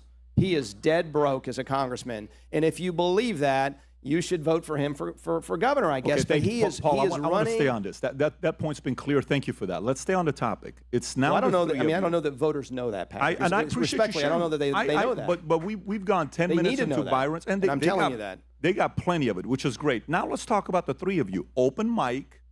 Address any question against your peers because the audience has to now see between the 3 of you. Some people don't follow politics as closely as others. Some people are not following all the stories. Some people are not up on the news. What questions do you have for each other, specifically to 3 of you? James, please take the lead. Jay, if they're going to build a large experimental data center at a neighborhood here in Broward County or up in Sumter County, and you had the opportunity to stop it, to ban new experimental data centers in Florida, would you do that, yes or no? I'm not going to give you a yes or no. I'm going to give you the real answer here. Look, life is very, very clear. Well, let me finish. Here's the facts. You have to understand governance, and you have to understand that you just don't get to drop bombs. That's not how government They're works. going to bomb our community with rising electricity rates. They're going to destroy our water. Very simple. Yeah, you're right. Yeah, I would, but not at the state level. We want to empower the local people, the local governments to do the right thing. The local people don't want anything You're to do with data centers. absolutely right, and they should ban that at that local level, at the city or county. State level, though. Once government starts reaching in and clawing back, it never slows down. I'm at the state level. Nobody wants the state reaching in. Do you want the federal government in your life more? What we want is we want a leader to stand up and ban data centers in Florida, and as That's governor, not how I'll our be proud to system do works. that. So let me be clear here, James. What you're talking about isn't a governor. Are you going to be a king? Are you going to be the king of Florida? Listen, is that what you're going to do? What is Come a on. dictatorship is a billionaire like Mark Zuckerberg running roughshod over Tallahassee saying, it doesn't matter what the people think. We are going to actually build a data center that's going to destroy our communities. Jay, can I ask you yes or no question? Have there been long-term health studies done on data centers, yes or no? Yes. There have? There have? That's not true. Where's the study from? I'll tell you what, James, I don't have it on me right now. Look at this. Do you see it here? Yes, there have been. Data centers just came about 4 years ago. There's been no long-term health studies. I stand with RFK. We're not going to have EMF. We're not going to have audible noise pollution next to our elementary schools with Project Tamgo, and certainly not next to the community in Fort Meade. Hire me as governor. We will ban every data center in all 67 counties. Well, James, let me ask you a question. How do you think the people in the cities and counties are going to feel about the state government coming in and taking control of that? They want. Let me finish talking, man. Please, come on. Look, the reality is, they want local leadership. They want to be empowered. Yes, they do, James. They do. They want to have say in their local life. Brother, you know this. You grew up in a small town, just like I did. Where was it? Where did I grow up? I think you grew up in a small town in Florida. Where did I grow up? Here in I think Florida. you called Madison home, right? I grew up here in Florida, right? All right, case closed. Drop the lawsuit. Oh, really? James, let me be clear on this, buddy. We're not going to discuss that, and the reality is... Why not? Why don't we discuss the fact that a Montana man hired a California lawyer to sue Governor DeSantis' administration to remove a fourth-generation Floridian from your ballot? You're trying to steal the election with Byron Donalds. Here we go! Because the reality is, this isn't about large clicks. It's not about the games you play. You literally it's just about said the I'm from facts. Florida, and now you're suing me because I'm not from No. Florida. Will you drop the lawsuit, yes or no? James, You're no. trying to steal the election like the Oh my Democrats did goodness to President gracious! There Trump. you go again, James. You're killing me, man. The reality is this: that is a matter for the court. I actually respect the judicial system. We have to make sure that we do that the right way, James. I know you don't respect the judicial system. Your whole life has shown that. The simple facts are this. Have I been arrested? I think you're confusing me with Byron Donalds. He's the. I'm not gonna lie, Chad. I'm here for this. I'm gonna pull it back so we can see it because I did pause the video, but I had to let y'all know that I'm editing the video right now in Claude while we're streaming, and I advise everybody to watch a 1 hour video and get familiar with Claude. It's nothing to be scared of. Don't worry about the terminals and all the crazy shit. I'm telling you. I'm going to drop a 1 hour video in the Discord. I think everybody should get familiar with it, man. The one who's been arrested for No, I'm two pretty felonies. sure. The simple fact is this. That is a matter for the courts. We respect the judicial system, and that's how that works. But look, when it So comes... when the court said that when it Roe v. comes Wade to the allowed the question murder at of hand- children, did you respect that decision? When it comes to the question or at no? hand on the data Plessy centers, v. you Ferguson allowed have the to segregation do... of black children. Did you defend that decision? You have to... James, stop playing games, man. There you go. You want to play games. You want to do the things. Dude, just stop, man. The data centers are an issue. Hyperscalers What are are a you going to do problem. about it? I'm trying to tell you, dude. You want to let me talk, or are you just going to keep interrupting? Hey, Patrick, can I jump in? Because I feel like if we... I'm going to give Jay 30 seconds to respond. Can I jump in? May I? Hang on 1 second. Jay, I'm going to give you 30 seconds to respond. Then I'm going to go to Paul. Paul, you get to address any question to anybody else. I'm going to come to you right afterwards. Jay, go for it. Finish your thoughts, Thanks, Patrick. please. Look, the simple fact is this. When it comes to data centers, you have to have guardrails. You have to lead. And the people in the state of Florida don't want the state of Florida jumping in over the top. They want to have local rule. You have to respect their ability to do the right thing and put that forward. But you have to have a backstop. You have to have the state willing to step in and make a difference. That's how government works. You don't want the federal government solving all your problems. Any government big enough to give you anything can take anything. That's the problem. That's the reality. And we all agree. When you listen to this, let me be clear on this, guys. All three of us are very wary of hyperscalers. You should be afraid. They're selling you snake oil, and it's a problem. But we have to make sure we have guardrails because nothing in life is static. It continues to evolve. I want to thank Kamala Harris for the word salad. Thank you. That was pretty clear, James. Well, look, first of all, I don't know how much the people listening or in the audience care about these personal disputes. If we were at a dining room table, you know where the kids' table is right now with all the back and forth, frankly. And so I do have a question for Jay because, Jay, you've said that it's not possible for the state to regulate hyperscale data centers at the state level. Why do you believe that is? And if you believe the state shouldn't be involved, why did you sponsor a bill to give them permanent tax incentives at the expense of everybody watching tonight? Well, Paul, that's a great question. You're doing what often is the case. You're misrepresenting. The simple fact is this. I believe in local governments. I believe in the local government's right to enforce and take care of business. And yeah, I did. But Paul, do you think that you've learned things? Did I run that bill? I did. But the simple fact is this, Paul. I learned you ran the bill. Paul, you gonna let me finish, or are you gonna play the same games? Come on.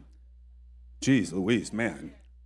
Jay, I've asked you a simple question. I'm not playing games. My question is, why do you think the state cannot regulate, as I will, and I think James will, on day one, as soon as my hand leaves the Bible with my wife when I'm sworn in as governor, we're going into a special session on affordability. We will stop these hyperscale data centers. And my question is, if you understand Florida well enough to be its governor, why do you think it's not legal or constitutional to pass restrictions on a hyperscale data center? We have data centers, but these massive data centers that drive up electric rates, that damage our aquifer, it is in the people's interest and in a Florida first agenda to pursue that. Why do you believe that's not possible? Paul, I'm pretty sure you voted for these as well. And the simple fact is this, not all data centers are hyperscalers. I've asked you a question you refuse to answer. No. Why do you think the state cannot regulate hyperscale data centers? It's a I don't think it's the state's business. I think you should push that down to the local level and let the local government step in. You should have a moratorium. They should put a pause in things. And they should. Yes or no? Can the state regulate hyperscale data centers? This is the answer. This is the answer. This is the answer. Paul, let's just state the obvious. They're not serious about running against Byron Donalds. They're worried about me. And guys, here's the problem. Paul, no one's buying your game. Jay. You're like a walking white paper, man. Come on. Jay, if I'm worried about you, why the hell are you suing me to remove me from the ballot? So the last person that we need to get to is Jay. Jay, do you have any questions for either opponent? Well, I think you should answer my question before he asks a question. Well, How I about haven't that? had an opportunity He's still because not you want to answered. have shenanigans and tomfoolery over here. Answer the Paul. question. It's a simple question. I Good gave you a Lord. green paddle, a red paddle. It's a yes or no. Can the state regulate? No. Hey, we don't need from the peanut gallery. What can you do at the state level to regulate data centers? And if you don't believe that's possible, state it. But you're. It's not about banning them as you go in. It's about having guardrails. You just heard it. He will not ban data centers. No. I will as governor. There will not be a data center in the state of Florida. There the you only go one again. playing games Are you is you kidding by me? letting Mark Zuckerberg and George Soros build data centers in our neighborhoods. Guys, give me a break on this. Good Lord. Why don't you give the people of Fort Meade and Sumter County a break? They do not want a data center. You're right. But it's how you're doing it. Are you saying that Governor Ron DeSantis handled this wrong? Are you saying he doesn't know how to handle his business? Because what has he done? He has guardrails to the left and right. James, that's a fact. Hit the like button, chat. What he said is, you can't pass the power to the cost of the power to the people, nor the water. But the reality is you have to make sure that you know who that third party is. Who's the person behind the data center? You all want to play these hyperbolic games. Little childish here, a lot childish there. Guys, the reality is how we do this matters. Guardrails continue to grow with the problem. Listen, this is not a static environment, and things will continue. The reality is, do you believe that all data centers are exactly the same? Yes, I think they're all bad. I think they are. You think they're all bad? I want to say this I think they're while we're terrible for our going through this. And communities. Jay, I think they're really bad. We ran a poll of the audience that's watching. And remember, the audience that's watching this is mainly the audience that's interested in Florida. And the question is how they feel about data centers. The audience voted, 85% of the audience voted that they oppose data centers. Perfect. Now, that's the audience.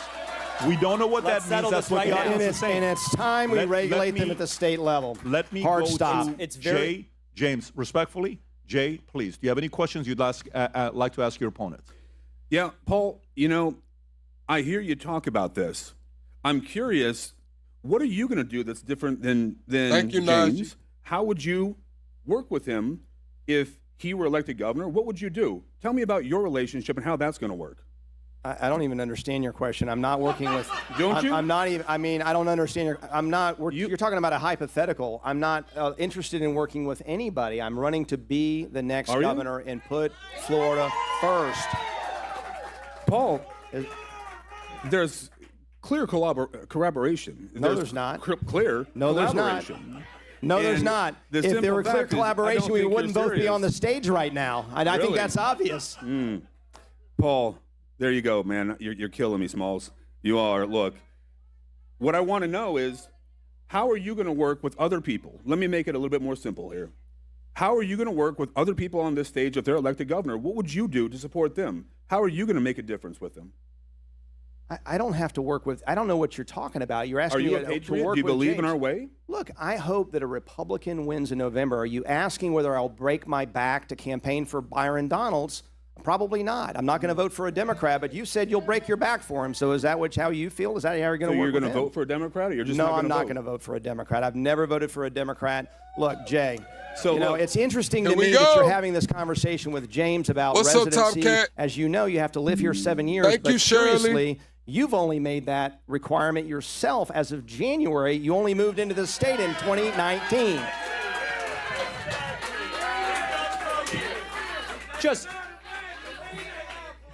Just a quick show. Just a quick show of hands on the stage and in the audience. Quick show of hands if you voted for Ron DeSantis in 2018. Jay, why didn't you vote for Ron DeSantis in 2018? Well, sorry, I wasn't really listening to your question. Did to be you honest vote with for you. Ron DeSantis in 2018, yes or no? In 2018? Yes. That's a no. That's a no. Yeah, so, the fact is, James, I had to sit and think through my career here, and I understand that you haven't done anything to go out there and actually put yourself forward or serve the people, and the best thing you've done is whatever you're doing with your life right now. But look, man, I served our nation. I did for 23 years. My wife did 20 years. Paul did over 20 years. You're the only one on the stage who actually hasn't done that. So you're going to say that because I was serving my nation, bleeding for our nation, breaking my butt off everywhere I went to do the right thing, that's a problem? No, James, I asked you if I you served voted my for Ron nation. DeSantis in 2018. That's not relevant, James, because No, the it simple fact absolutely is is relevant. Where was I? Hey, and Patrick, if I can Serving jump our in, Jay did ask me a question of how I would work with a hypothetical governor in a Sure. hypothetical election, Yes. and you Yep. just said a minute ago, Byron's got this thing taken care of. But here's what I'll say: how will I work with the legislature is the same way I worked with the legislature when I was Speaker of the House. The governor said that the 2 years that I led the legislature in the Florida House were the most consequential 2 years of any legislature in America. And yet he didn't choose you to be the lieutenant governor. Don't interrupt me. Don't interrupt me, because we had a Senate president who was much more moderate than me, and I'd take a bullet for her. She's a great lady, but much more moderate, but because we criticized in private and praised in public. And what I see here, Jay, look, we all appreciate your service, but what I'm questioning in your temperament tonight is your judgment. And so you have to be able to work with everyone.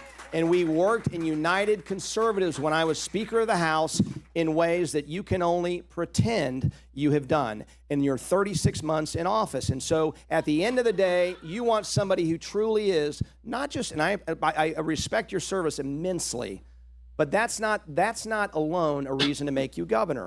And I've outlined. Look, I've been my own business owner. I've been my own business owner. I've been a prosecutor, but that's not a reason to be your next governor, because I've been the most successful Speaker of the House, which is really the number 2 position behind the governor, because you're controlling a budget, balancing the budget. I'm the only one on the stage that's balanced a budget. Byron Donalds certainly has not. Thank you, Laurie. And so you can come in here, but at the end of the day, you know that in 6 months you've not gotten the governor's endorsement. All that you're consigned to right now is being a ribbon cutter because that's the only constitutional authority you have as Lieutenant Governor. All right. So let me get to the next question. This was a good back and forth where you know the audience gets to decide for themselves as you went through this. Thank you for working on this with this one here. Let me get to the next topic in regard to hurricane preparedness.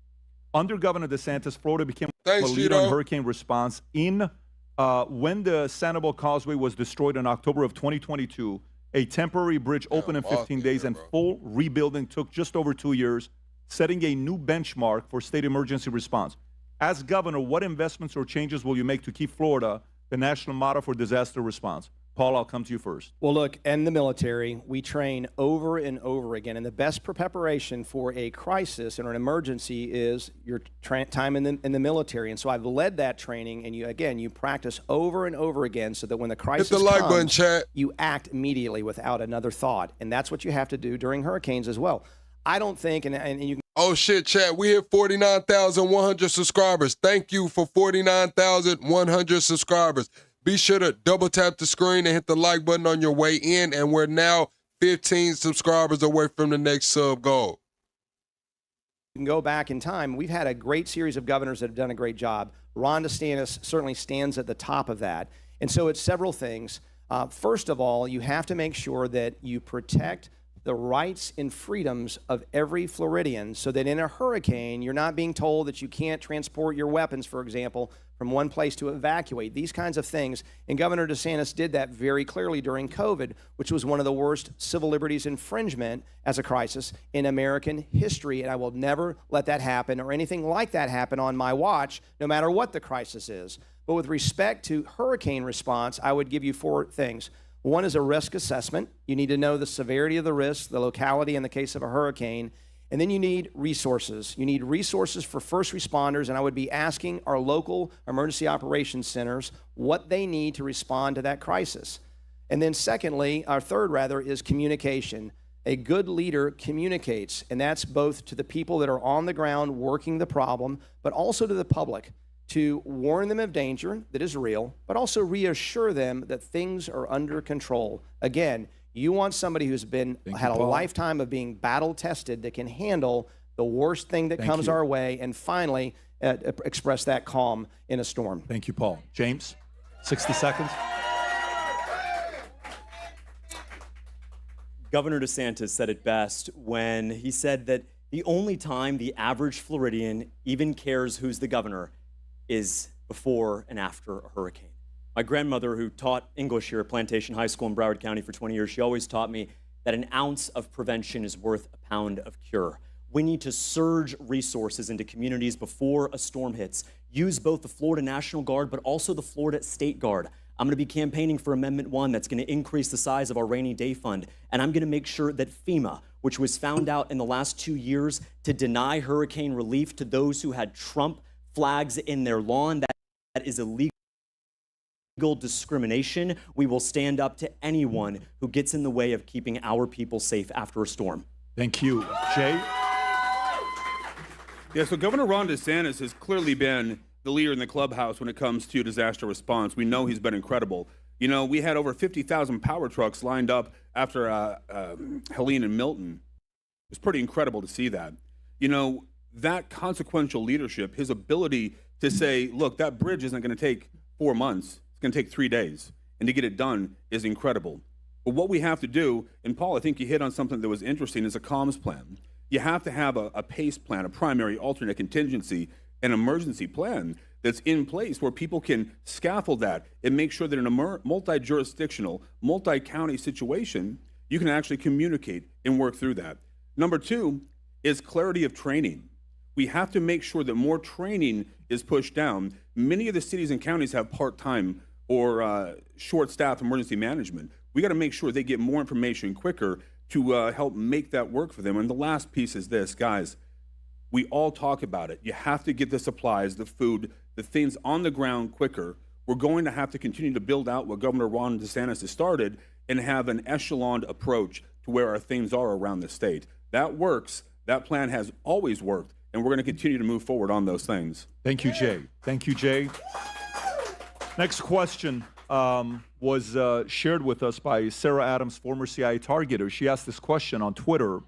Hostile foreign governments are using universities to gain influence through research, money, and partnerships. What will you do to eliminate foreign influence from Florida's colleges and universities? I'll take it because I've already called for no professors, no students from any country, foreign area of concern, such as China. We let China in several years ago in these Confucius Institutes, and this is just classic academia.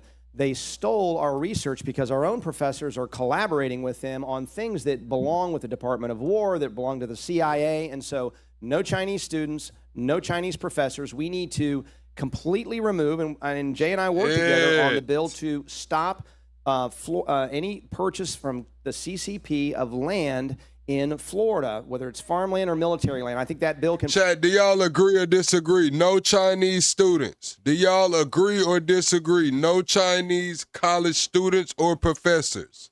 Probably go farther, but that was a good bill that we worked on together. And we need to make sure, because this is a real threat. China's not the only one, but they certainly are the major one. And so shutting them off from the spigot of research that's happening in our public universities is job one. Actually, James, I'll come to you next. It's very simple. Florida colleges are paid for by the Florida taxpayers. Why then are there thousands of foreign students taking up admission spots, taking up spots in a chemistry, history, or engineering class from one of the kids in our state? A kid from Hernando County, Collier County, Lee County, Osceola, Orange, Broward, Dade, or Palm Beach. Why? We must end foreign students who are practically spies in many of our universities. I will do that as governor by raising the tuition on any foreign student to $1 million a year. When they can't pay, they can't come. And when they can't come, our kids are back in our universities, training, being motivated and educated to write the next great chapter of history right here in Florida. James? Man, only one person paid $1 million for a gold card. Do you think they finna pay $1 million to go to college, man? That shit, a year? Man, Nicki Minaj is the only person I haven't seen with a gold card. Jay? You know, when I joined the Army, the most exciting thing that was going on was fusion. Utilization and a better standardization of local, state, and federal assets. It's good government working together. You also have to bring in your university system for that. You have to make sure that operations, training, you have to make sure that communication, cyber, intelligence are all there. We have to have clear communication, better threat understanding, better connectedness within all of those assets. So our people at the leadership level understand that. And then you have to do exactly what Governor Ron DeSantis has done and hold those people accountable. But look, where do we go from there? The simple truth is this. We all see the risk of foreign influence. We all know what that looks like and what it means. Yes, Paul, you and I that was a great bill, and we had to stand strong on banning China, but it was also the countries of concern. It wasn't just the CCP, it was other countries that couldn't buy real property. We have to call it what it is, and we have to protect our people, and we have to arm them with the facts. One of the things I would love to do as governor is sit down and have a conversation with the people of Florida. You know, in a world where Twitter is always moving, Facebook, Instagram, all of that, it's just spinning like your power meter, right? What can we do? You remember when the president would sit there and have a conversation with America? We have to address these things as governor. We have to sit down and have that conversation with the people of Florida, share the facts, share the details, and share that vision of where this is going to go. And then we have to hold them accountable when they don't follow the laws. That is the DeSantis way. Communication is the critical conduit of all of that. Thank you. Well, you know, on the topic of education, you know, there's a lot of things that Florida gets right. One of the areas that we have to improve as a state is education. Federal data shows Florida public schools rank second in the nation for 4th grade math. But by 8th grade, we dropped to 41st. And when it comes on to SAT scores in America, we're at 48th place out of 50 states. The average SAT score in Florida is 948. What specific changes will you make to address education shortfalls in Florida? Paul, I'll come to you first again. Well, I'll start by resetting the standards of what constitutes an A. Right now, it's far too low. It needs to be at 90%. I think it's at 60% or something. So we need to raise the bar. And with a new governor, I think it's the right time to do that, to continue to challenge our kids to greater excellence. And we need to make sure, as I did when I was speaker, to get the indoctrination out of our schools, teach reading, math, science, civics, make a high school diploma matter again by the time you walk across the stage. And the fact that we're seeing at least the positive signs, but seeing that drop off means to me that we're cluttering the educational experience with too many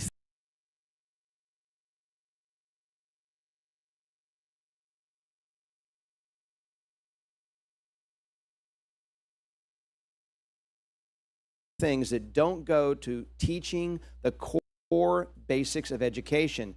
That's what a high school diploma ought to deliver, so that you can walk off the stage and get a meaningful job. I will be committed to that, again, running a Florida First agenda to make sure that we have vocational and technical training along with that math. And so we have to do all of those things. Another thing I would point to, Patrick, is the schools of education. My bad, Chad, I was muted. I said that I've been asked for my high school diploma once in my life. I know I'm not that old, but I've only been asked for my high school diploma once. Must be reformed. And by reformed, I mean, frankly, brought down, demolished basically, and rebuilt from the ground up, because we see very weak academics in the schools of education. We see a ton of indoctrination.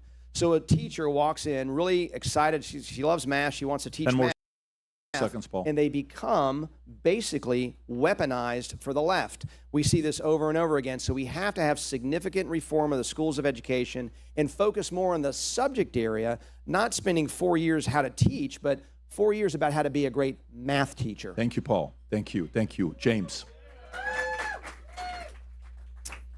Take your average high school student here in Florida and ask them 3 questions. Pull them out of class and ask them to point which way the Pacific Ocean is. Number 2, ask them to recite the First and Second Amendments of the U.S. Constitution. And number 3, have them walk into a Starbucks, get behind the counter, someone pays $50, have them make change.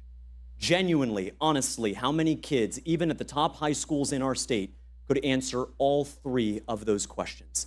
Maybe, Patrick, it has something to do with the fact that if Elon Musk came down and wanted to teach a high school physics course, he would be barred from doing so, because the radical teachers unions will not let people from other fields come to teach. There is an entire group of Elon Musks, engineers, mathematicians, scientists, history buffs who want to come into our public schools and educate and motivate our kids, and they can't.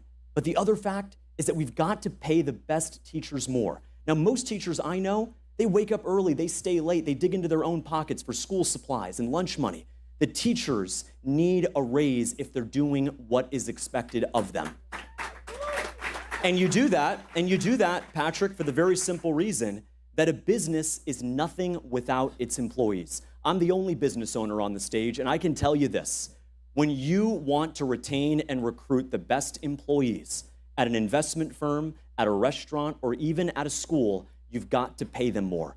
But to the parents out there who want not to go to the public school route, I will always defend your right that Governor DeSantis and the First Lady fought for. The Step Up program is going to the next level. I call it Step Up Squared. Here's how it works. Number 1, if you have a kid here in Broward or Dade County and they're spending $15,000 a year, the school district on your kid, and you pull them out, you're going to get the full $15,000.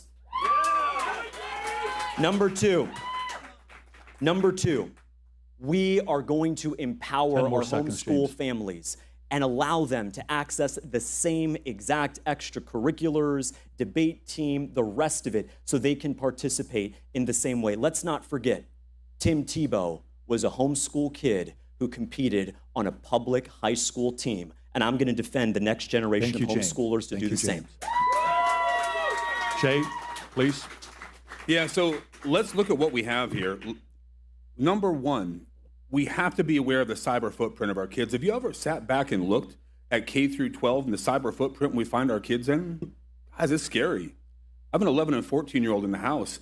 Everything they do is through a third-party app. Everything in their life is tracked online. Everything is there, and their frontal lobes aren't fully developed. Guys, they're at risk everywhere they go, and we have to make sure that we start decoupling from some of those apps and some of those processes. We got to protect their safety, protect their lives and their ID. Number two, I think it's time to move towards classical education. I do. We have been slowly moving that direction under Governor Ron DeSantis. So he threw that in there. Yes, the kids do need to be protected, but when he throws out the ID, we know what that is. He's talking about the digital ID. He's saying that they need to take the digital ID. They need to give up biometrics, credit card, or whatever to even be able to have access to the service to get to these apps and third-party services. It's crazy, man. Proof is in the pudding. We know that classical education builds strong citizens. It gives strong fundamentals. We know that it provides them with functionality. But let's be clear. We don't just want kids to be competitive. We want Florida's kids to win. Winning matters, losing sucks. I think we all agree with that, right? We want the best for our kids, and I don't want them to just be okay. I want them to be thought leaders, industry leaders. But you know, there's also been an inherent bias through time that you had to have a bachelor's, a master's, or a PhD to be successful in life. Guys, that's just simply not true. Whether you want to get a job, whether you want... Good night, Guru. Yeah, we finna get up out of here on that one, man, because he's trying to throw in that language about the damn digital ID. We seen what Europe's doing. We seen what Sean Baum's doing. Keir Starmer did it on his way out. Sean Baum's doing it by the end of this year, and now he's heading towards that same language. Yeah, we're gonna end the show on that. I had a good night tonight, chat. I appreciate all the donations, all the gifts, super chats, the renewed memberships. Be sure to double tap that screen on your way out. We didn't cover the Pooh Shiesty situation. I really forgot.